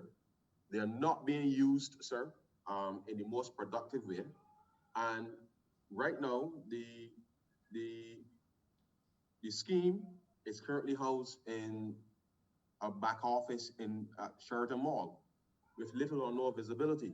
And the reality is, sir, that we have to bridge the gap between how we regenerate activities, certainly within urban Barbados, and to the extent that we can allow that to happen, whilst at the same time, sir, having an expanded program across our school system for young boys and girls to be able to be exposed to a range of activities. I believe that this government has a responsibility to be able to facilitate. And I think that if we can understand or help our citizens to understand that our path to not just development, but certainly providing opportunities, expanded opportunities for Barbadians, goes beyond just what the government may spend from a fiscal perspective, but equally in working with civil society in order to ensure that we can continue to provide opportunities and to provide hope for all of our citizens, given what we are seeing, sir, taking place in a global environment. Now, it's perhaps even more important in my mind that even in the COVID environment, that especially in the COVID environment, I should say, sir, that this is a matter that we have to ensure happens, because whilst I accept that it still presents a public health threat, my fear is that this COVID environment has thwarted those opportunities for extracurricular activities, which are so critical, sir, to the education system, that it is a subject, sir, that has not necessarily had as much attention because we've been focusing on the public health pandemic and wanting to get children back to school. But extracurricular activities, sir, I believe is perhaps even more important than the formal side of education, because that helps to create the kind of citizen that we want to be able to take charge of this country in 15, 20 years. And I believe, sir, that we have to be very careful. And I take this opportunity, sir, to ask Barbadians again to continue to follow those public health protocols so that we can get back to as close to normal as possible, because the extracurricular activity, sir, that takes place at school, I can say to you, without a shadow of a doubt, forms a critical part of what our system offers by way of education for our young people.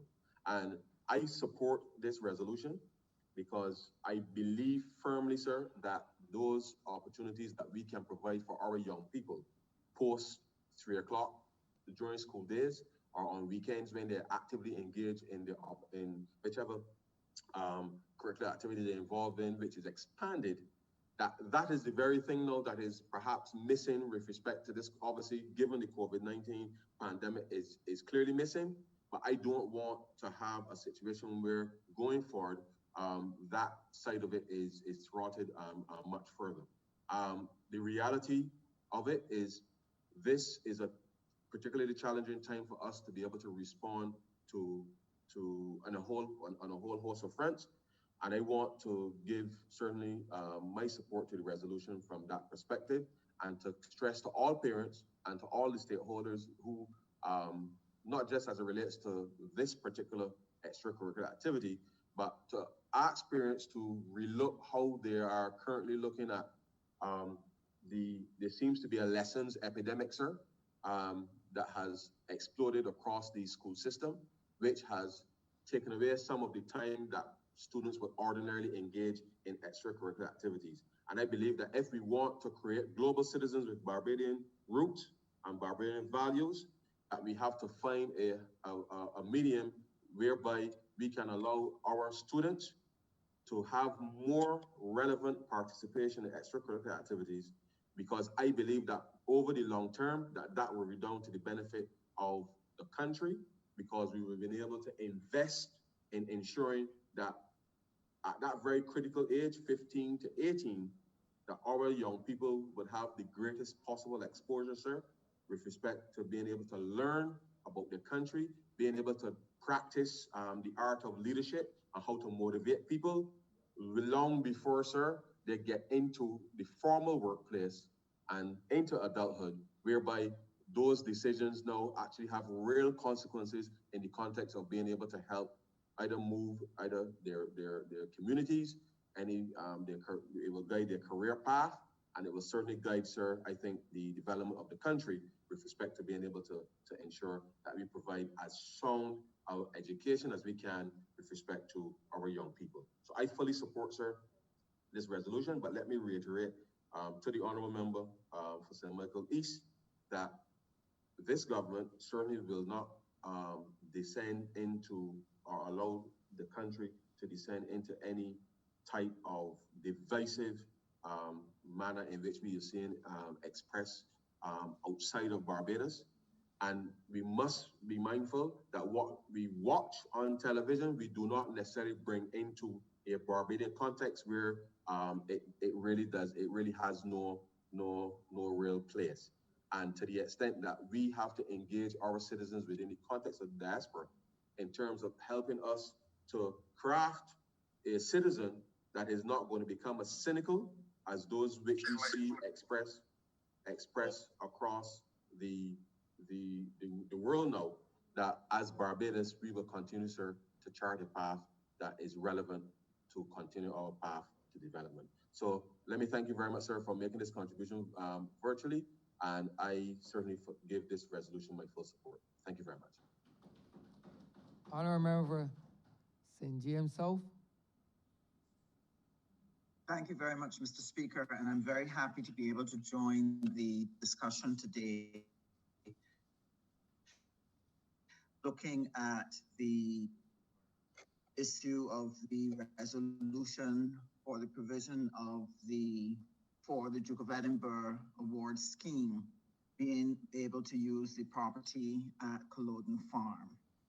I'll share with you why I think it is important and what we're doing today is so critical in terms of what we can do for young people going forward. I want to support what would have been shared by the Honourable Member for Christchurch East Central, St. Michael South Central, and Member for St. Joseph, because my own experience has taught me absolute importance of those tertiary socializing institutions to a country. Culloden Farm, Mr. Speaker, was a Georgian villa that was built by a colonial back here in Barbados in 1789. And that colonial was able to display the grandeur of his home, was able to display his wealth, and to enjoy facilities that they could not even begin to touch. Certainly would not have had the opportunity to enter and to participate and enjoy the beautiful surroundings. Our past leader, Errol Walton Barrow, the first Prime Minister of Barbados, was a man who was very deliberate, a man who understood the absolute importance of symbolism, the importance of helping Barbadians to understand that they are as good as anyone in the world, and to do things that help Barbadians to understand that we are rising. And in so doing, he selected Culloden Farm as the place that he was going to make the residence of the first Prime Minister of Barbados, showing that we were taking over from a colonial period, and now we are into self-governance, and we can occupy any space that is available to us, any space in Barbados, and to be able to rule and govern ourselves well. I well remember as a teenager listening to the elders around me discussing and talking about politics. And one of the things that would come up was the level of hospitality that the Honourable Errol Walton Barrow used to engage in at Culloden Farm, making it a welcoming place for Barbadians to come, for intellectuals to come and discuss politics, for ordinary people to come and enjoy socializing with their Prime Minister. And so this symbolism became important in building a sense of dignity, in building a sense of our independence, where Barbados was going to. Over the years, it fell into disrepair, terrible disrepair. It was allowed to deteriorate, and successive governments, B and D, just simply did nothing about this first residence of the first Prime Minister of Barbados, and it was indeed a very sorry state. The amount of money it would have taken to be able to restore that Georgian villa and allow that Georgian villa to be able to play a role in impacting on the ordinary Barbadian. This means that we would have to do something deliberate for another generation of Barbadians to be able to continue and pick back up from where Errol Walton Barrow left off. And so today, what we're doing is by leasing the property to the Duke of Edinburgh scheme, which is going to be renovated based on the Maria Holder Trust being able to provide the millions of dollars that it would need to be able to take and convert this into a useful building that can now impact hundreds of Barbadian young people. I think this is a good thing. I know it is a good thing. And Errol Walton Barrow would salute this. The Duke of Edinburgh Award is a scheme that I did not have the privilege to be a part of, but I always heard of it, and I've always interacted with any number of people who were connected with it. I myself would have been a Girl Guide, and therefore I knew and understood the absolute importance of young people, children, having the opportunity to be a part of these types of community outreach programs that help to build them, that help to complete the process. While at home, you will be given certain instructions and grooming and so on. Every child does not always have the privilege of being able to be exposed to all the things that would make them successful. And therefore, the role of clubs and groups was to help finish the work of grooming and preparing a young person for the world. And indeed, that is the motto of the Duke of Edinburgh award scheme. It is there to be able to make people ready for the world. Now, the Duke of Edinburgh Award has done a lot, not just here in Barbados, but across the world. More than 1 million young people in 140 different countries have had the opportunity to be a part of their program. And what this has done, it has literally sprinkled across many villages, cities, town leadership. And here in Barbados, we have done extremely well with the award. What we've been able to do, approximately 250 young people are included in the program every year. Between 2007 and 2017, close to 2,500 young people were able to be part of that scheme. At the moment, they have an explosion because they have close to 420 young people now in this current crop. And what this says to me is that not only is it growing numerically, but by putting out more and more leaders, more and more leaders are available to help give the training and the support and the coaching that is necessary for our young people to help them to develop the skills that make them ready for the world.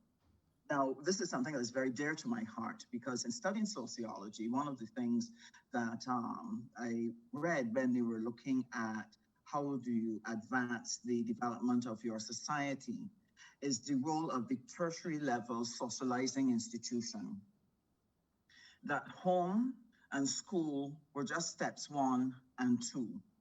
But to complete the work coming out from school was this tertiary level socializing institution, whether it was Girl Guides or sorority house, or whether it's Duke of Edinburgh or Junior Achievement, that this tertiary level socializing institution was critical for any society that wanted to build a strong economy and a strong society because it completes the work. Now, what is the benefit that the Duke of Edinburgh Award has given to Barbados and to our young people?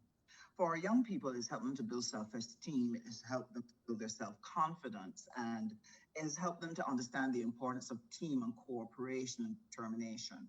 And you would have heard the Honourable Member for St. Michael South Central sharing what she got from out of the experience and what it did for her.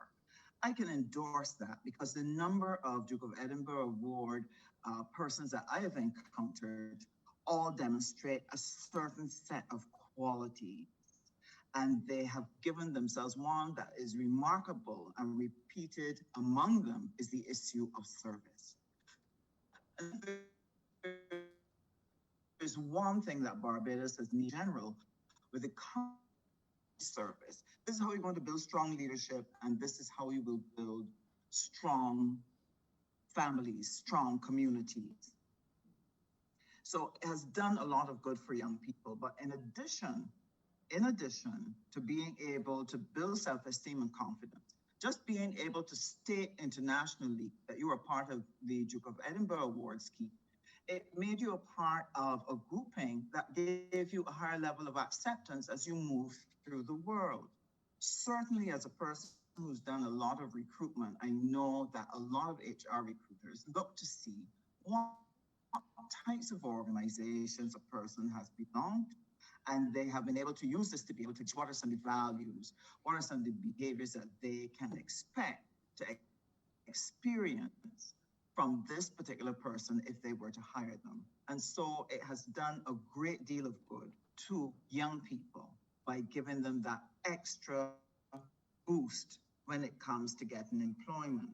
Now, in terms of Barbados, it has helped us to rebuild the fabric of our society and to be able to integrate more of the norms and keep young people within the general stream of Barbados.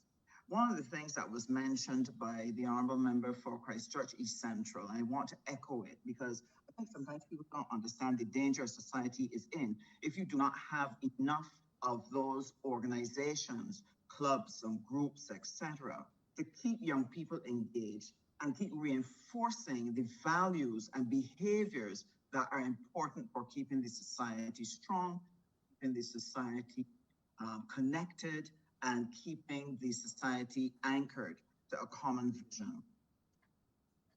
And therefore, this Duke of Edinburgh Award Scheme, yes, it is pursuing a program that flows from another place, but it also forms part of what we are seeking to do here in Barbados.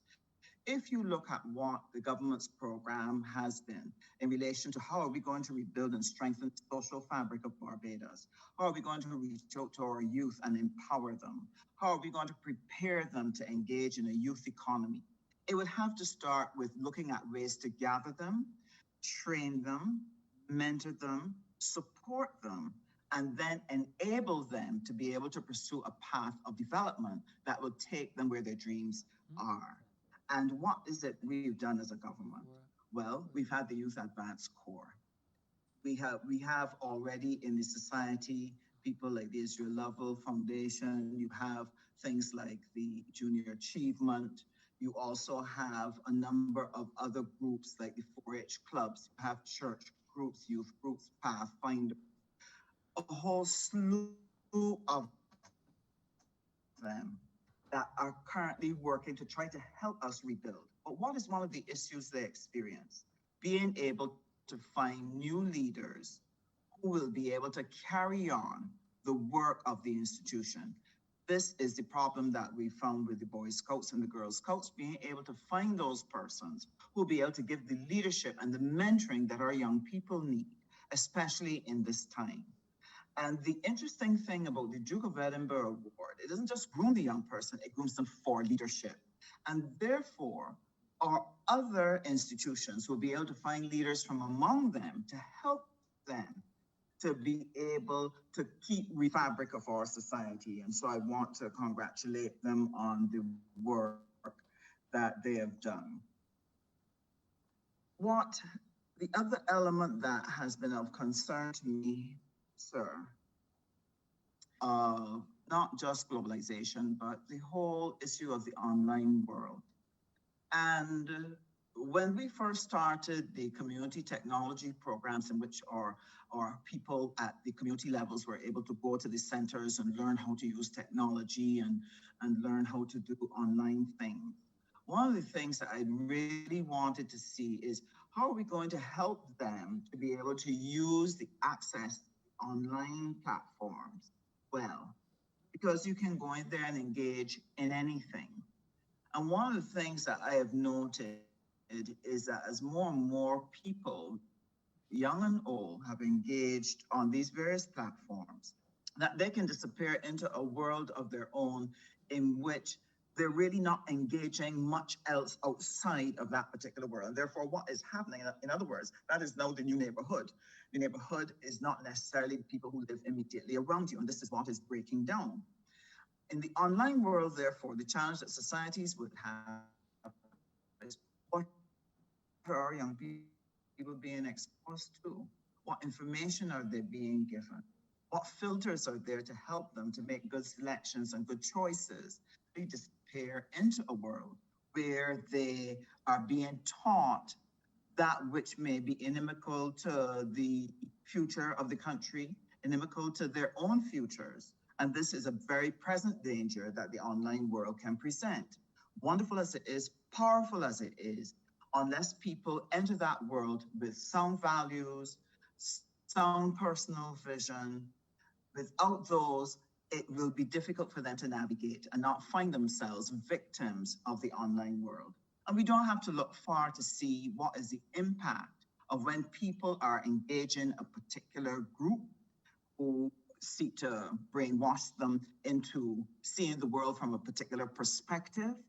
And then you get this terrible explosion then in the society as they seek then either to impose their will or react to what they consider to be negative and seeking to correct that wrong. You don't have to look far to see where that has happened. Therefore, any society that wants to be able to provide for the people the opportunity to be well informed, and to have a set of values and behaviors that help them to make excellent choices, it is very important that you have these community level organizations that help to shape their minds and thinking and give them the protections as they engage the digital world.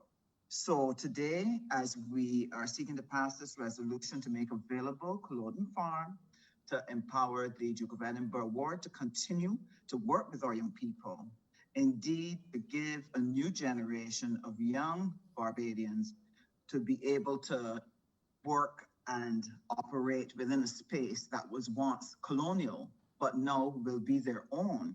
I want to congratulate the Honourable Member for Christchurch West, and I thank you very much for bringing this to fruition, because I think this will help to accelerate the work of the Duke of Edinburgh Award Scheme to produce even more and more benefit for Barbados. Mr. Speaker, thank you very much for the privilege of being able to share on this very important resolution for the benefit of Barbados and a new generation of young Barbadians. I'm obliged. Honourable Member for Michael Sophie's. Thank you, Mr. Speaker.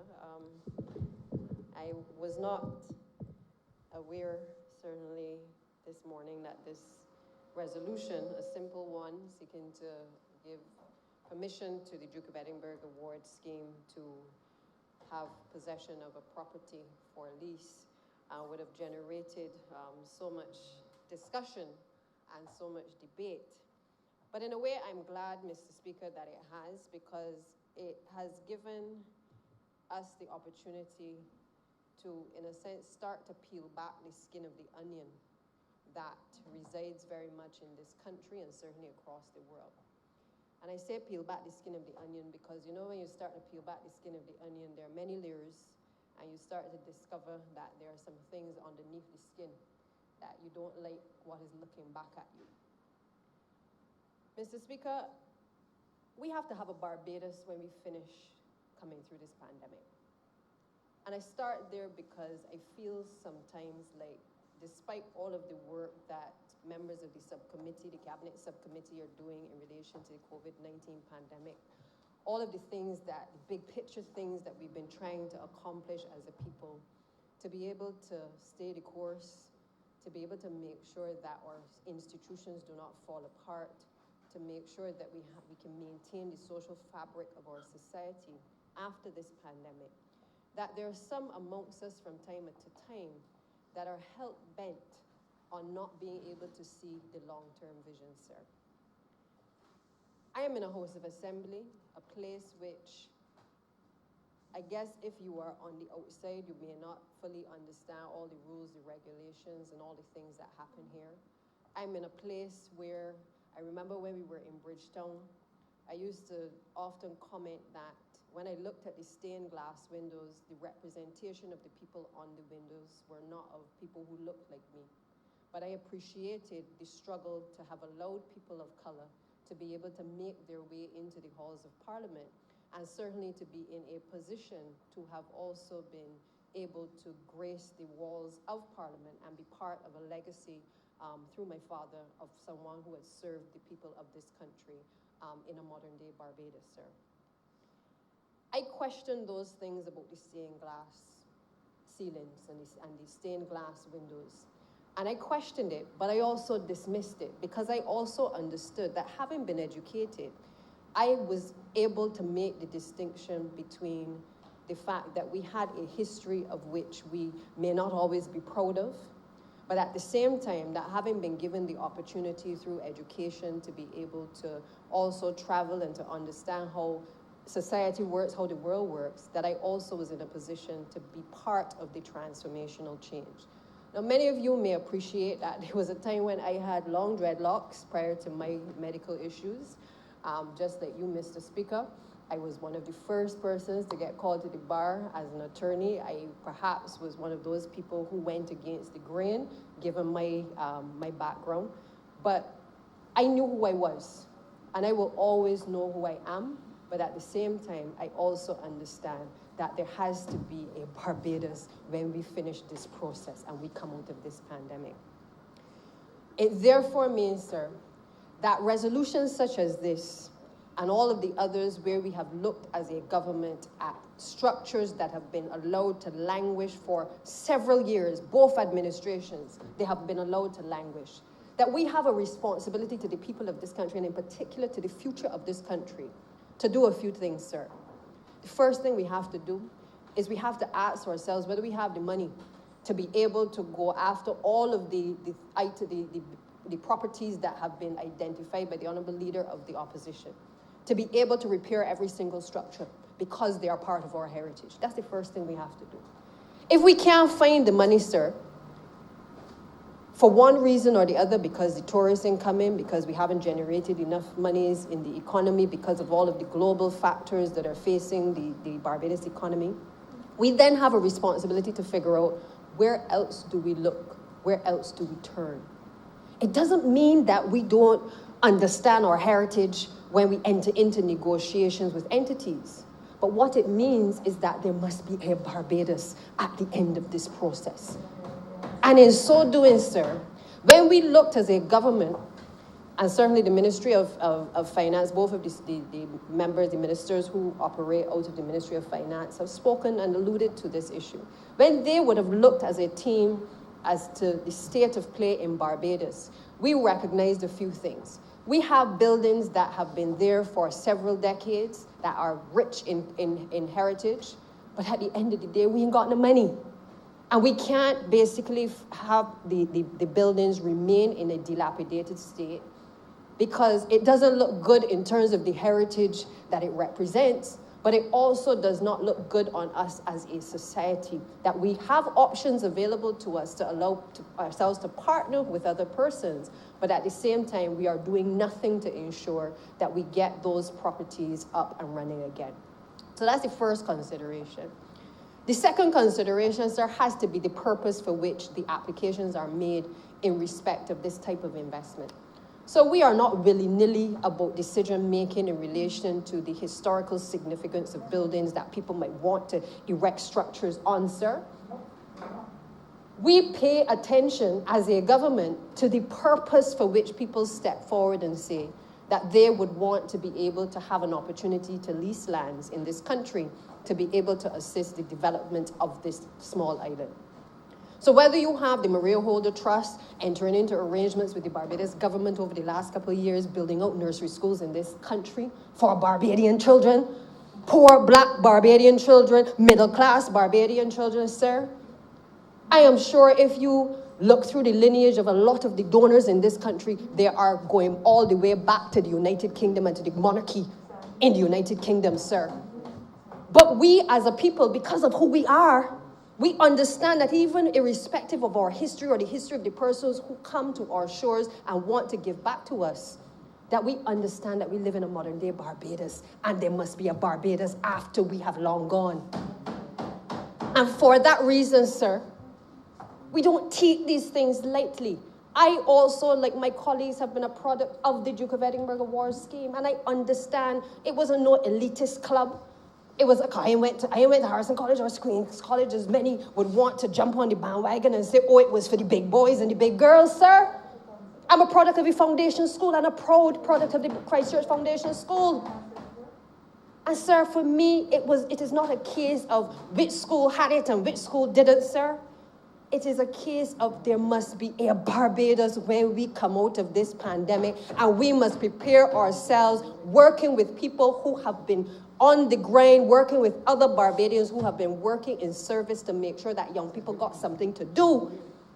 That when we come out of this, with all the impacts that are there for us in relation to our young people now who are going through the separation from the school environment, that we got something in the next couple of years that has been built out by an entity that has demonstrated that they have a track record in this country to be able to help us as a community to build out and create opportunities for our young people, sir. That's what this resolution is about. And it pains me, sir, that, you know, we are a wonderful party, you know, because we take in everybody. This is the beauty about the Barbados Labour Party. We take everybody. Because we are enriched as a party because we have people with divergent views. It is what allows us sometimes to press the pause button and to say, wait, hold on, we might be going a little off track, but we need to get back on track. We don't condemn people for having a difference of opinion, sir. We allow them to come into Parliament and share their opinions. And there have been many instances where many of us have sat here in awe and recognition at the same time of the differences in our society, because that is what makes us who we are, that we don't silence anybody from saying what they feel. But I will not sit in a Parliament, having been through all that I've been through, and allow the impression to go out there that this resolution is about a misdirection on this administration. I will not sit here, sir, and allow a misrepresentation to be put out there that thought has not been gone into the ideology behind this, or even the direction for what we must do as a country to make sure that we not only preserve our history, but we also ensure that we partner with people who can help to accelerate the cause a little faster. Sir, I have serious concerns about where education will be in the next couple of years. Concerns because, sometimes it feels as though every time you're getting ready to hit off again, something happens in terms of this pandemic and you have to change direction. And daily, we are trying to figure out how do we make sure that when children can return to school, there are activities that will allow us to be able to engage those children. How do we look at the school day and make sure that we have extensions of the school day, that we have extracurricular activities? How do we make sure that we prepare ourselves for that transition back to a full face-to-face environment, sir? And we've started those discussions, and I'm glad that we have the foresight to be able to look at entities like this, to be able to partner with them to ensure that they can build out something that no doubt gives them a headquarters, but also will give us something back in return across the landscape of education in this country, sir. And, I don't hold a brief for nobody. I never will. I have not done so in my entire political career, but I know right and wrong. And I know that we have a number of entities in this country who have gone above the call of duty. I don't care what color they are. I don't care what shape they come in. I know who I am, and I know that my leader understands, and the Cabinet of Barbados understands who they are as well. And when we make decisions in the name of the people of this country, sir, we do so with the best interest of the people of this country at any point in time. Now, I'm not going to get into no debate about how long the building sat there and where were all the critics and the pundits and all the observers while the building was allowed to languish. I'm not going to go there, sir. I'm not going to go to a place where, within my own constituency, the late Errol Walton Barra has a park in his name. And for many years, the park has not even been developed. The park sometimes is not clean. I'm not going to go there. But I say those things to make the point that if we're going to fight for one thing, we got to fight for everything. We can't be selective in what we fight for. We have to make sure as a parliament, as black people in this parliament, that we send a message out there to investors, to anybody who has an interest in this country, that we have a history and a heritage to protect. But at the same time, what we cannot do is sit down and behave as though we have all these great options. Because we don't as a small economy. And therefore, we must find a balance in every single thing that we do, because we recognize that we are a small economy. Yes, we punch above our weight, but there are certain realities that we must face. We want vaccines from the rest of the world to be able to make sure that our people can get back to work. Where we can get them from? The same people who connected to the monarchy? So do we dismiss and pull down and degrade and dismiss people because of their history? Or do we say, look, we know our history. We know what you've done. We know what your forefathers have done. But we draw the line in the sand because these are the things that we need to do in order to make sure that we move forward as a society. So it doesn't mean that when we negotiate, we forget our past. It doesn't mean that because we allow any charity in this country to be able to have lands vested in it to develop things for the people of this country, that we have lost our minds and we've lost our way. What it means is that we understand the economic implications and the social implications that will result from doing nothing, From sitting down year after year and saying, oh, we haven't locked down this and we haven't renamed this, as opposed to sitting down systematically and looking at economic investment, looking at the social impact of what is happening in our society, and taking hard decisions. And I get it that some people can't see what is around the corner. I get it that some people can only see what is in the past. You must know your past, yes, in order to know your future. And there are some of us who understand and are steeped in the historical knowledge of who we are as a people and what we have been through, but are not prepared to allow that to be like a noose around our necks. We ain't prepared to be lynched on the trees on the plantation. We are prepared to take the knowledge and to negotiate and to put things in place to be able to make Barbados a better place for us and for future generations, sir.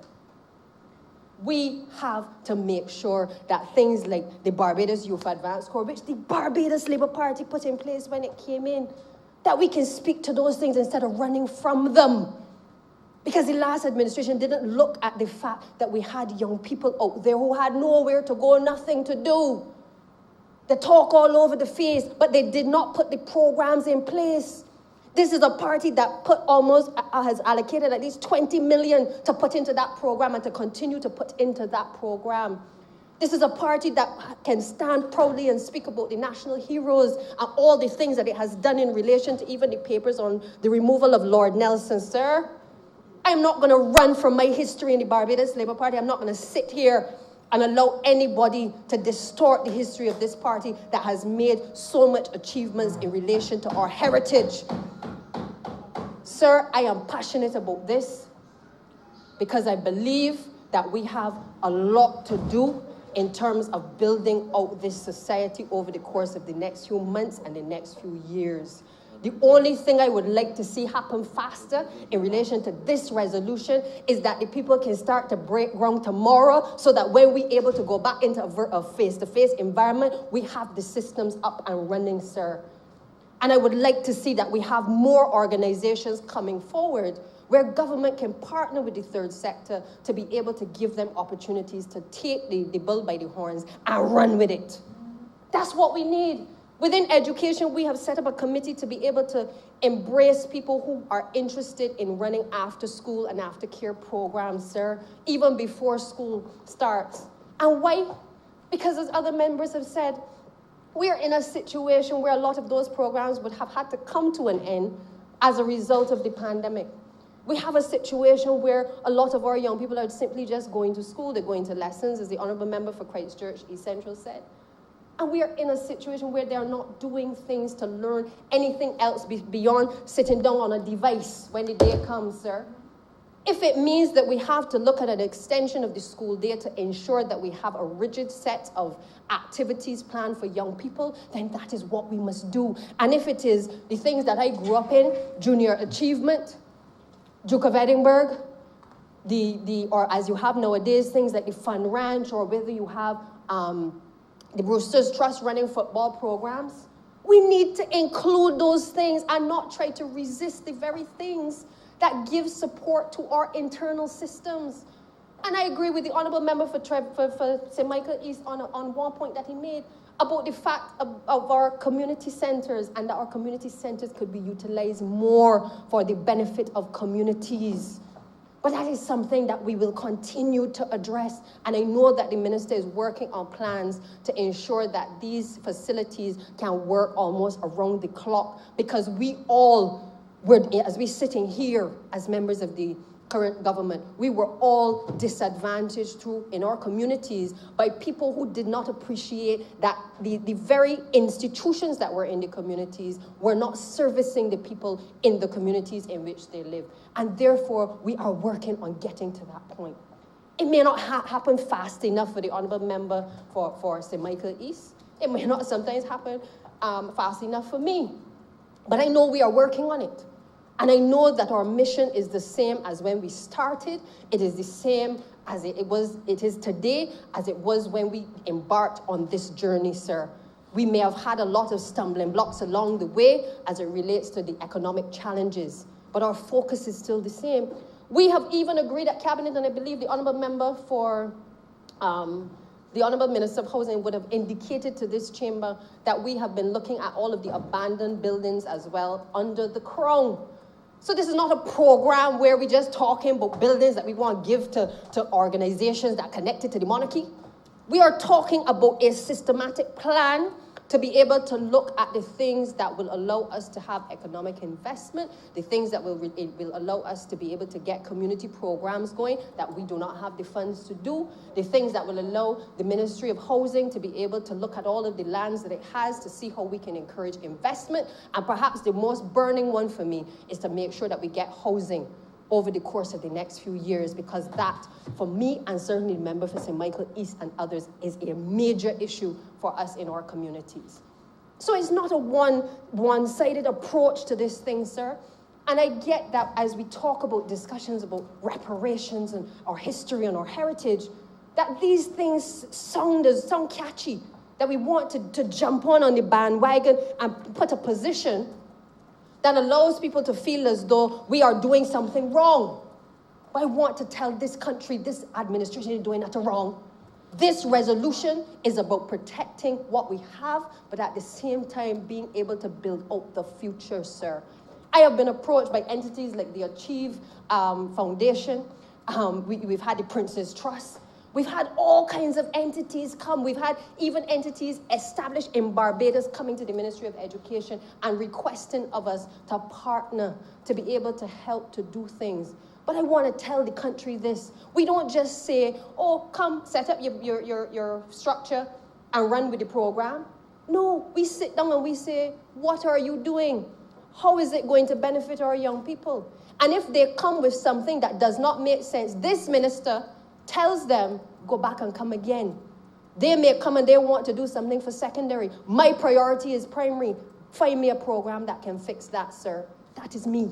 And I know that is the case of many of my colleagues as well, sir. Because we don't just take what they bring, because we understand the history as well. We want what we want for who we want, and we must do so in a respectful way. But I'm not going to stand here and, sir, and pretend as though we don't need the assistance from outside, because we must get assistance from outside. We must get assistance internally as well. And as I started, I want to end, because I want Barbadians to understand there must be a Barbados when we come out of this pandemic. So all of the things that seem ideal right now in terms of talking about two Barbadoses and all those things, there was always two Barbadoses. Even in trying to remove the common entrance, if there is no greater understanding of a two Barbadoses, it is in dealing with education and dealing with the 11+ examination. That is when you see the animal comes out of people in relation to a change in an examination. So nobody can come and tell me now that we suddenly have a new way of doing things, or we don't like this set of people. We have become who we are, because while we are fighting to gain our independence and to make sure that we create our own identity, we also share a space with people who don't look like us. I remember going to a function with the Prime Minister with his Sandy Lane Trust, and her remarking to them that she don't know how we would have gotten to be able to have so many opportunities for people who could not afford medical attention in this country if it wasn't for charities like that.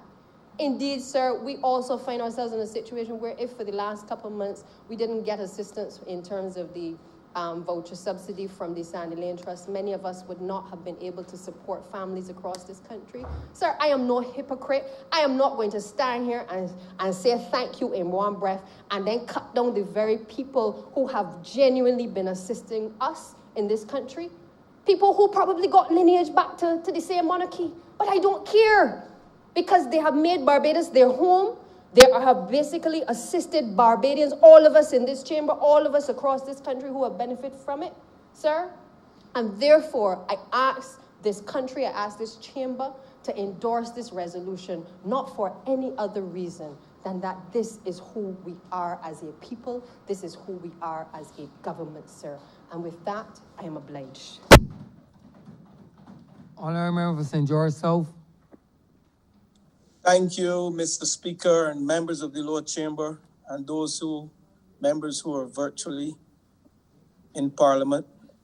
And thank you for the opportunity for saying a few words, Mr. Speaker, on this resolution to lease a parcel of land for the Duke of Edinburgh International Award. Mr. Speaker, I sat and I listened to every contribution this morning, and it would be remiss of me as the Minister of Youth, Sports and Community Empowerment not to say a few words and to be brief. It is only yesterday, Mr. Speaker, and members of the chamber, those virtually and not virtually, that I met with officers in the ministry, carving out plans and strategies that lies acutely with our responsibility of creating and implementing programs with a view to build stronger communities and well-rounded young citizens through the empowerment and full involvement of youth and communities, both in social and economic development of this country. And Mr. Speaker, while doing that, the Duke of Edinburgh Award scheme was mentioned. And research indicates that the subvention from the ministry to the Duke of Edinburgh Award scheme started back in 1995. That is when the Ministry of Youth was created. And Mr. Speaker, this Duke of Edinburgh International Award is a global framework for non-formal education and learning as stated by most members, especially by the member for Christchurch East Central. And this program challenges young people to discover their potential and find their purpose, their passion and place in the world. And Mr. Speaker, I heard the honorable member for St. Michael Southeast, who mentioned clearly the whole aspect of citizens being the responsibility of government, and government can't do everything by themselves. And the Duke of Edinburgh Award scheme, it is one of the programs that offers young Barbadians between the ages, I know it has expanded from between the ages of 14 to 24 years, the opportunity to earn 3 levels of award. But more importantly, the awards are achieved by regular activity in voluntary service, skills, physical, recreation, and adventurous journey. Presently, Mr. Speaker, I heard the member for St. James South quoting figures, but in 2019, 44 persons completed bronze, silver, and gold awards and in this country. And the most recent statistics show some 354 active participants spread across all aspects of the organization that offer the award. And Mr. Speaker, when we speak about building global citizens, I have to support my colleagues. This is one of the programs among many other programs offered by the Ministry of Youth that seeks to build global citizens. And I often use the phrase that national development, youth development is national development, and national development is youth development. We're at a stage, Mr. Speaker, where our young people are indeed challenged. We have unemployment. Some will argue unemployment among the youth is at 40%. That is debatable. But it certainly is a high number, and it certainly is over 30%. And Mr. Speaker, what these programs like the Duke of Edinburgh Award programs do is offer lifelong skills for our young people that we can leave these shores. And also, if we don't leave these shores, we can enter organizations and display leadership, have the spirit of volunteerism, have high self-esteem, operate with a passion with what we do, and to be honest and upright citizens. And I can't sit here, Mr. Speaker, as minister responsible for youth, and allow this debate to occur without making the point that we have some over 6 young people in this country presently. School leavers amount to some 4,000 persons leave school every year. And our programs, as we execute, and our fiscal challenges does not allow us to find all the money to cater to all 60 young people. And while we have started the Youth Advance Corps, that take in over 900 at-risk youth annually, then I heard the member for St. Michael Southeast mention the Nature Fund Ranch, which is very close behind. That is not a governmental entity. At least 600 young people pass through that program. So we have to embrace the third sector, the non-governmental organizations that seek to give our young people the opportunity to become global citizens and seek to give this government the opportunity to make Barbados the best place that young people can work, raise a family, do business, and as we say, a place of good vibes. So I am here, Mr. Speaker, supporting this resolution. I am not at all focusing on the whole aspect of removing of Nelson, which I supported, and where the Duke and Edinburgh came from, where the Duke came from, and the Prince came from. Because at the end of the day, a true statement was made by the member for St. Michael Lease. We have to prepare Barbados for 50 years down the road. I don't know if I'll be here. 50 years from now, I'll be 101. I would love to live that long. To see my son take his rightful place in this country as a youth at age 13. So we have to be mindful of the statements that we make. And while the member for St. Michael East is my friend, and while the member for St. Michael West is also my friend, this debate is about providing a space so that we can continue to develop and build up the programs to empower our many young people. What is our biggest challenge in this country? Our biggest challenge in this country, Mr. Speaker, is deviant behavior among our young people. And how do we solve it? We focus all our attention on the police force. They need assistance. And they need assistance before the crimes are committed. We need to change behaviors among our young people. And how do we do that? With programs offered like the Duke and Edinburgh Awards. And we have to get into our communities. And Mr. Speaker, some comments were made earlier. Some I agreed with, but some I do not agree with. Because I see a fundamental role for community centers to play in this country. And if we're talking about creating the scale where more young people can enter non-formal educational programs, the Samuel Jackman Prescott Institute, we visited as a ministry. I was part of that team. And it was clearly agreed upon that we have to utilize our community centers as satellite stations. Only this morning, I received a message from Minister Cynthia Ford. We're on the same wavelength, Minister Ford. The member for St. Thomas, sorry, Mr. Speaker. And we have to understand that if we sit and if we continue to what I call fight among the minor, as opposed to focusing on the major issue at hand and what we have to do to really position this country 50 years down the road, then debates like this would degenerate into where this body came from and why this building was left unattended and why we shouldn't touch it. I am not going there this morning, Mr. Speaker, this afternoon, sorry. My focus is on letting Barbados know that the responsibility of this Ministry of Youth. We focus on youth leadership. Presently, we have a program that will cater to some 120 young Barbadians across the country, from St. Lucie, from up north back to down south, from St. Lucie to Christchurch and St. Philip.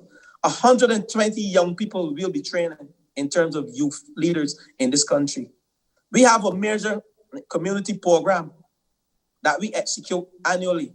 And part of that program is to identify leaders within our communities and provide the necessary training and counseling and mentorship that they too can pass on to their peers, because peer mentorship is very fundamental among the youth. We know very well that a young man will want to listen to his peer more than you want to listen to, say, the member for St. George South, which is myself. Because at our age, we seek to tell the young people what we went through. But what those young mentors are doing is seeking to inculcate the way in which you can become more positive. You can be influenced in a manner by your peer, whereby you too can add value to yourself, to your family, and to this country.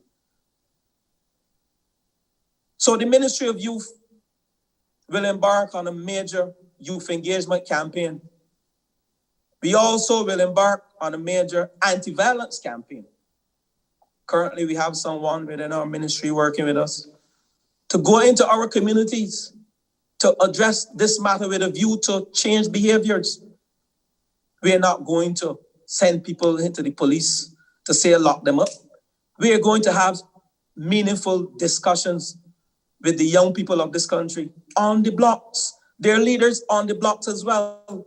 And I don't subscribe to the notion that we don't have leaders on the blocks, because those block leaders are very influential leaders and they're not all negative. So we have to shift our mindset on how we can engage 3 out of 4 young persons or 4 out of 4 young persons of every household and in every community.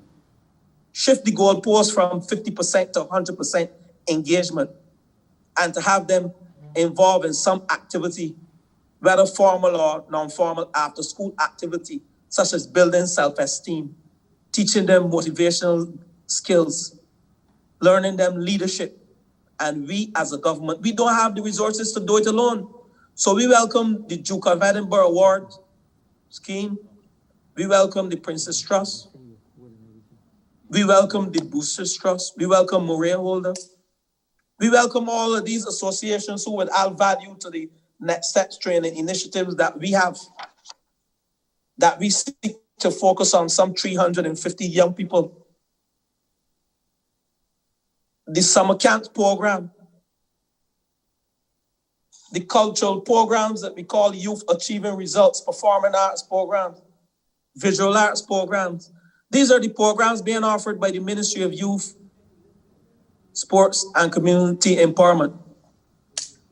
And we know the time has passed where our community centers will be closed day by day. Since coming to office, we have seen the increased use of community centers for various programs, whether it's sporting programs, it's cultural programs. And we have focused our attention on having these community centers open not only to 4 o'clock, but to 11 o'clock. And our goodly Prime Minister, the member for St. Michael East, I'm not at all tracking with respect to the Prime Minister's constituency, but nonetheless, the good Prime Minister, she would like our community centers to be open 24 hours. And I welcome that as well, but we'll get there. We are not doing it by baby steps, because the mission to have our community centers open till 11 o'clock is not a baby step. And we're on track. By June this year, we will form at least 50 new youth groups or community groups across Barbados within our communities. Why? Because we need a place where our young people can positively engage their minds and do something constructive. We want to bring the blocks to the community centers. We are not telling you you can't lie on blocks, but we are telling you that you have a place that you can go to learn lifelong skills, and that is our community centers. And Mr. Speaker, if we do our research, we'll see that within most communities, we have catchment areas that can account for over 500 to 600 young people between the ages of 7 and 35. So what do we do? Should we ignore the Duke of Edinburgh Award? Should we ignore the Boosters Trust? Should we ignore those persons who want to come to Barbados to set up sports academies? We have to embrace them in order to save this nation and in order to build global citizens and to provide opportunities for our young people. So, Mr. Speaker, like I said, I'll be brief. And I want to thank the member for Christchurch West for bringing this resolution. And while some may think it should not have sparked so much discussion, I am happy, just like the member for St. Michael Southeast, because what it told me that our people are indeed thinking about Barbados' future 50 years down the road. And I will end with the phrase again, that national development is youth development, and youth development is national development. I'm obliged to you, Mr. Speaker. Honourable member for Christchurch West. Thank you very much, Mr. Speaker. And first, let me thank all members who contributed to this debate. You know, the benefit of being in a great party like the Barbados Civil Party is that we encompass all voices, positive voices and negative voices, voices that approve and voices that dissent. And at the end of the day, we weigh all information and come to firm decisions at the end of it all. You know, Mr. Speaker, I don't know, maybe it is my experience as a young oral surgeon. When I think back, I lived about 14 different places. And because we were encouraged to move from place to place, hospital to hospital, so as we would get a greater experience, learning how one consultant did a procedure, or another consultant took out a tumor, did a neurological procedure, or oral surgical procedure, maxillofacial procedure, whatever it was, but we moved from place to place. 14 different places I think I would have lived over the time that I was training as an oral surgeon. But what that did for me, and I don't know for others, is it made me realize that there's no real emotional attachment to a building. And it makes me think of the church. A church is not a building, Mr. Speaker. A church is the body, the congregation. That is what a church is.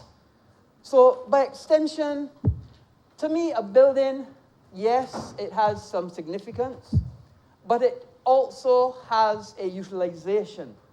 And utilization is just as important, being a pragmatic person. We cannot do it all on our own. The government cannot do it on its own. We need assistance. We need help. It's a small nation, and we need those to come and help us as best they can and to give us that assistance that they can give us. We cannot change our history, Mr. Speaker. We know our history. We know what our people went through. But what we have to do is make our future better for all of our people. Give our people opportunities. Give our people a chance to do better than we did ourselves. Help our people to see a better life than we have had to see. And build a better foundation for our people. And that is all we try to do every single day. As a government, as a party, as a nation. Isn't one person that could come here and speak emotively? We all can. We all can speak. But what we have to do is understand that our past is our past, but let us chart a better future. Let us understand that we must bring people together, bring hands together, bring resources together, and make things better for the next set of generation that follow us. And that is what our job is. Not to look at a building. Because a building has in a different person, that does not change the history of what the man that lived in it did. It could never. Because the building is not the man. I respect Errol Walton Barrow. I knew Errol Walton Barrow. He took me flying in his plane. I knew him as a boy. He shopped at my father's place. I would not do anything to disrespect a man that has shopped at my father's place. Shopped. Unfortunately, Mr. Speaker, sometimes the mask kerfuffles what you have to say. He shopped at my father's place. In fact, Mr. Speaker, I will give you a little story.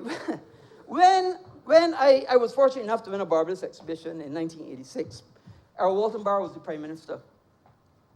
He met me at a funeral. It was my grandfather's funeral. At that funeral, the results had not come back as yet. But Earl Walton Barr came up to me and said, "Young man, I've known you for a long time." I can't do his voice. "And congratulations are in order." And I did not understand, but I gathered what he was telling me about. And then the news came back that I had got an exhibition and so on and so forth, and I was thankful, and he winked, and, you know, I was appreciative.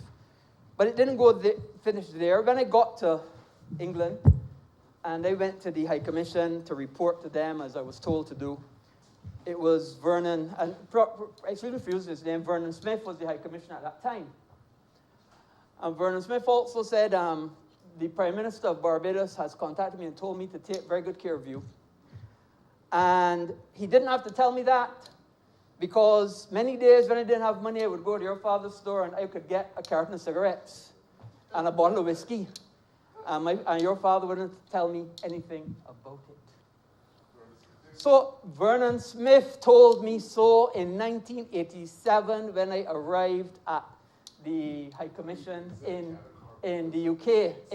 And further, he told all of the staff members there to make sure and take good care of this young man.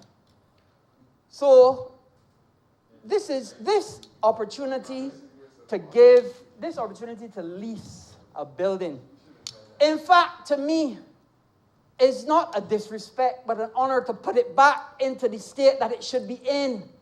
To not leave a building in a dilapidated condition, a health risk, but instead to recognize our history, recognize our heritage, and to improve on what we have. It is no way taken away from what the man has done for this country. If it wasn't for Tom Adams, the Speaker, I would have been a member of the Democratic Party. And I will tell you that, but Rawdon Adams was in my class. And I got exposed to Tom Adams. And it's through Tom Adams that I got into the Barbados Labour Party. I remember, please forgive me for... I understand. And I will refrain from stating names. Yes, the former... Follow the rules, please. Thank you, Mr. Speaker. The Honourable Senator in the other House, Mr. Speaker, was in my class for 5 years. We went to the same class from 1979 to 1985 when he left Barbados. He was my friend from then till now. And I visited his house on many occasions and met with his then father, who was at the time the Prime Minister of Barbados. And he spoke to us as young 11 and 12-year-old boys. And it is from that encouraged me to be the person that I am and to join the party that I have joined and serve the party as best I can every single day. So, Mr. Speaker, I just want to be clear. We have a duty and a responsibility to respect those on whose shoulders we stand on both sides. But we also have a duty and responsibility to those who will follow us. And it is on that we are doing this lease to the Duke of Edinburgh Award Scheme. And with that, Mr. Speaker, I would ask that this resolution do not pass. The question is that this resolution do not pass. All those honorable members in favor, please say aye. Those against, please say no. We think the ayes have it.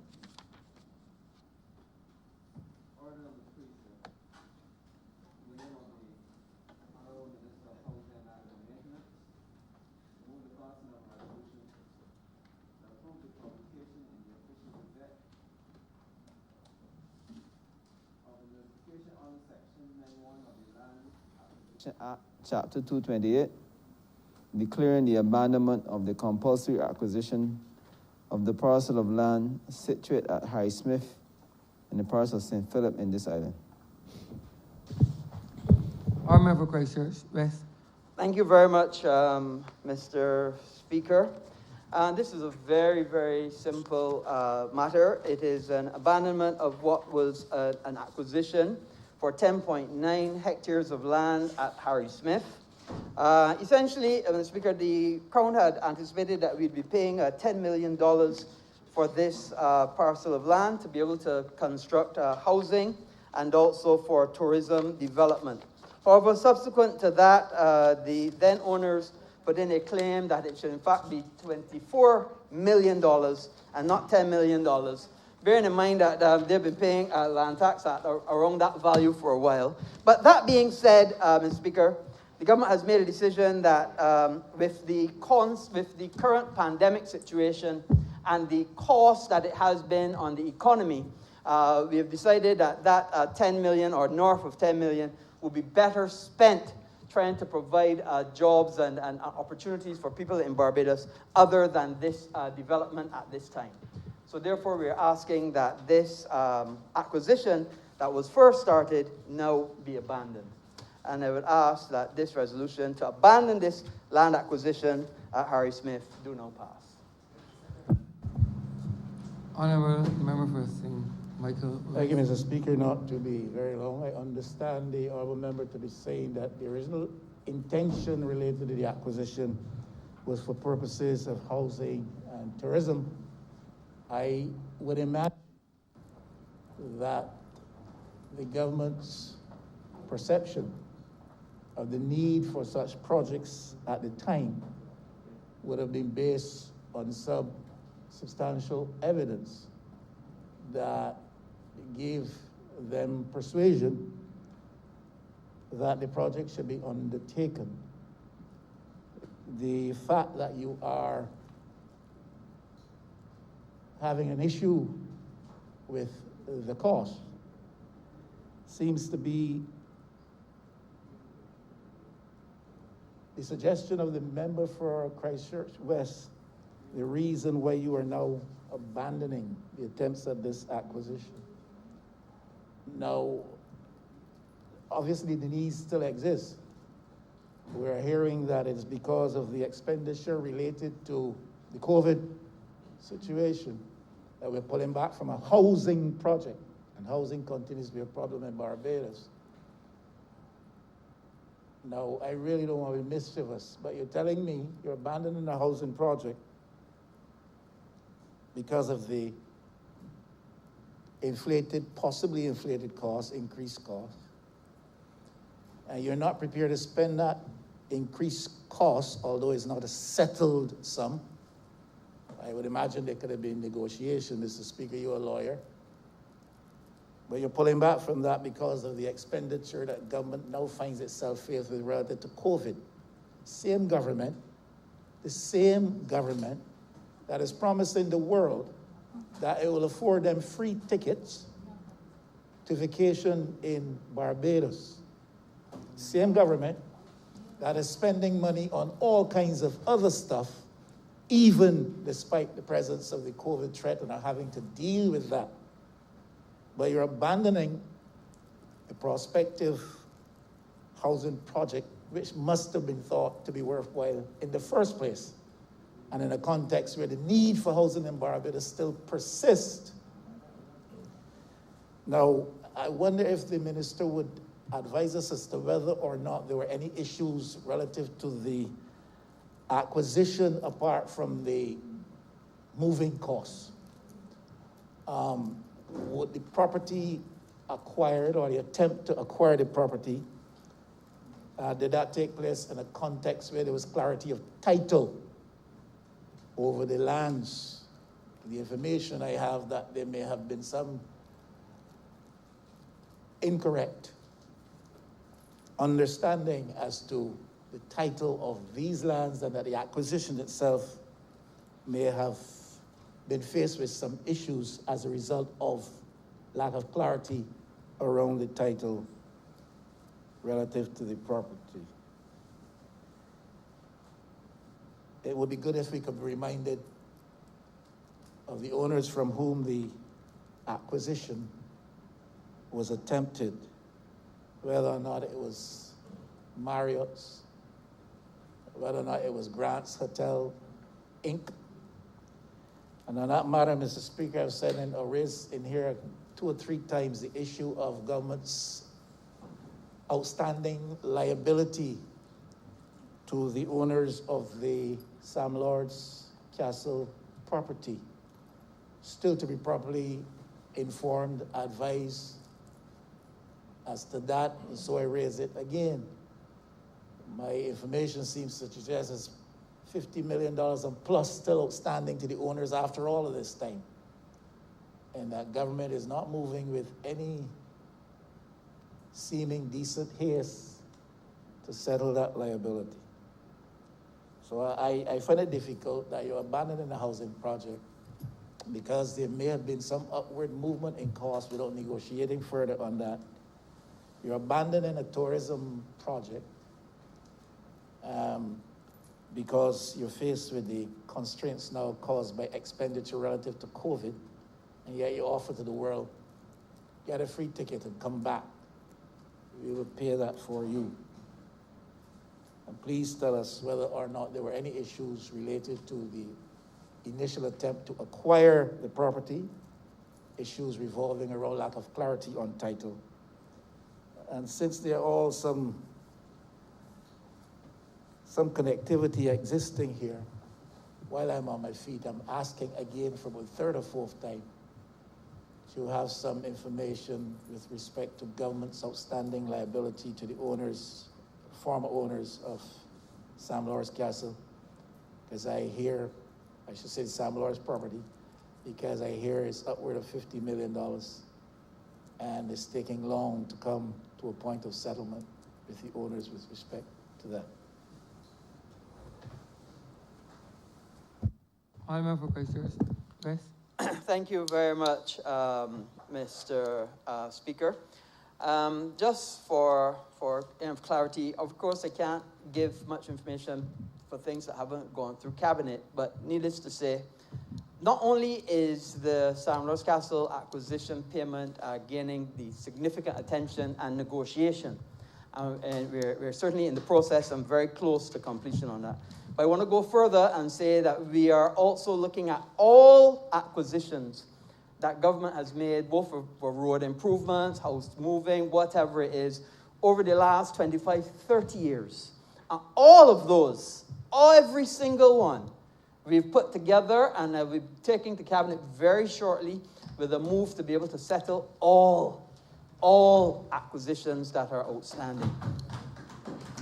So it would be a misnomer, it would be misrepresentation for me to sit there and suggest to the honourable member for St. Michael West that we are not working on it. Yes, we are working on it.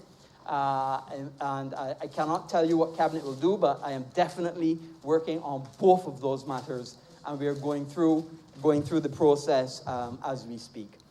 And with that, Mr. Speaker, I would ask that this resolution do not pass. Question is that the aforementioned resolution do pass. All those honorable members in favor, please say aye. Those against, please say no. We think the ayes have it.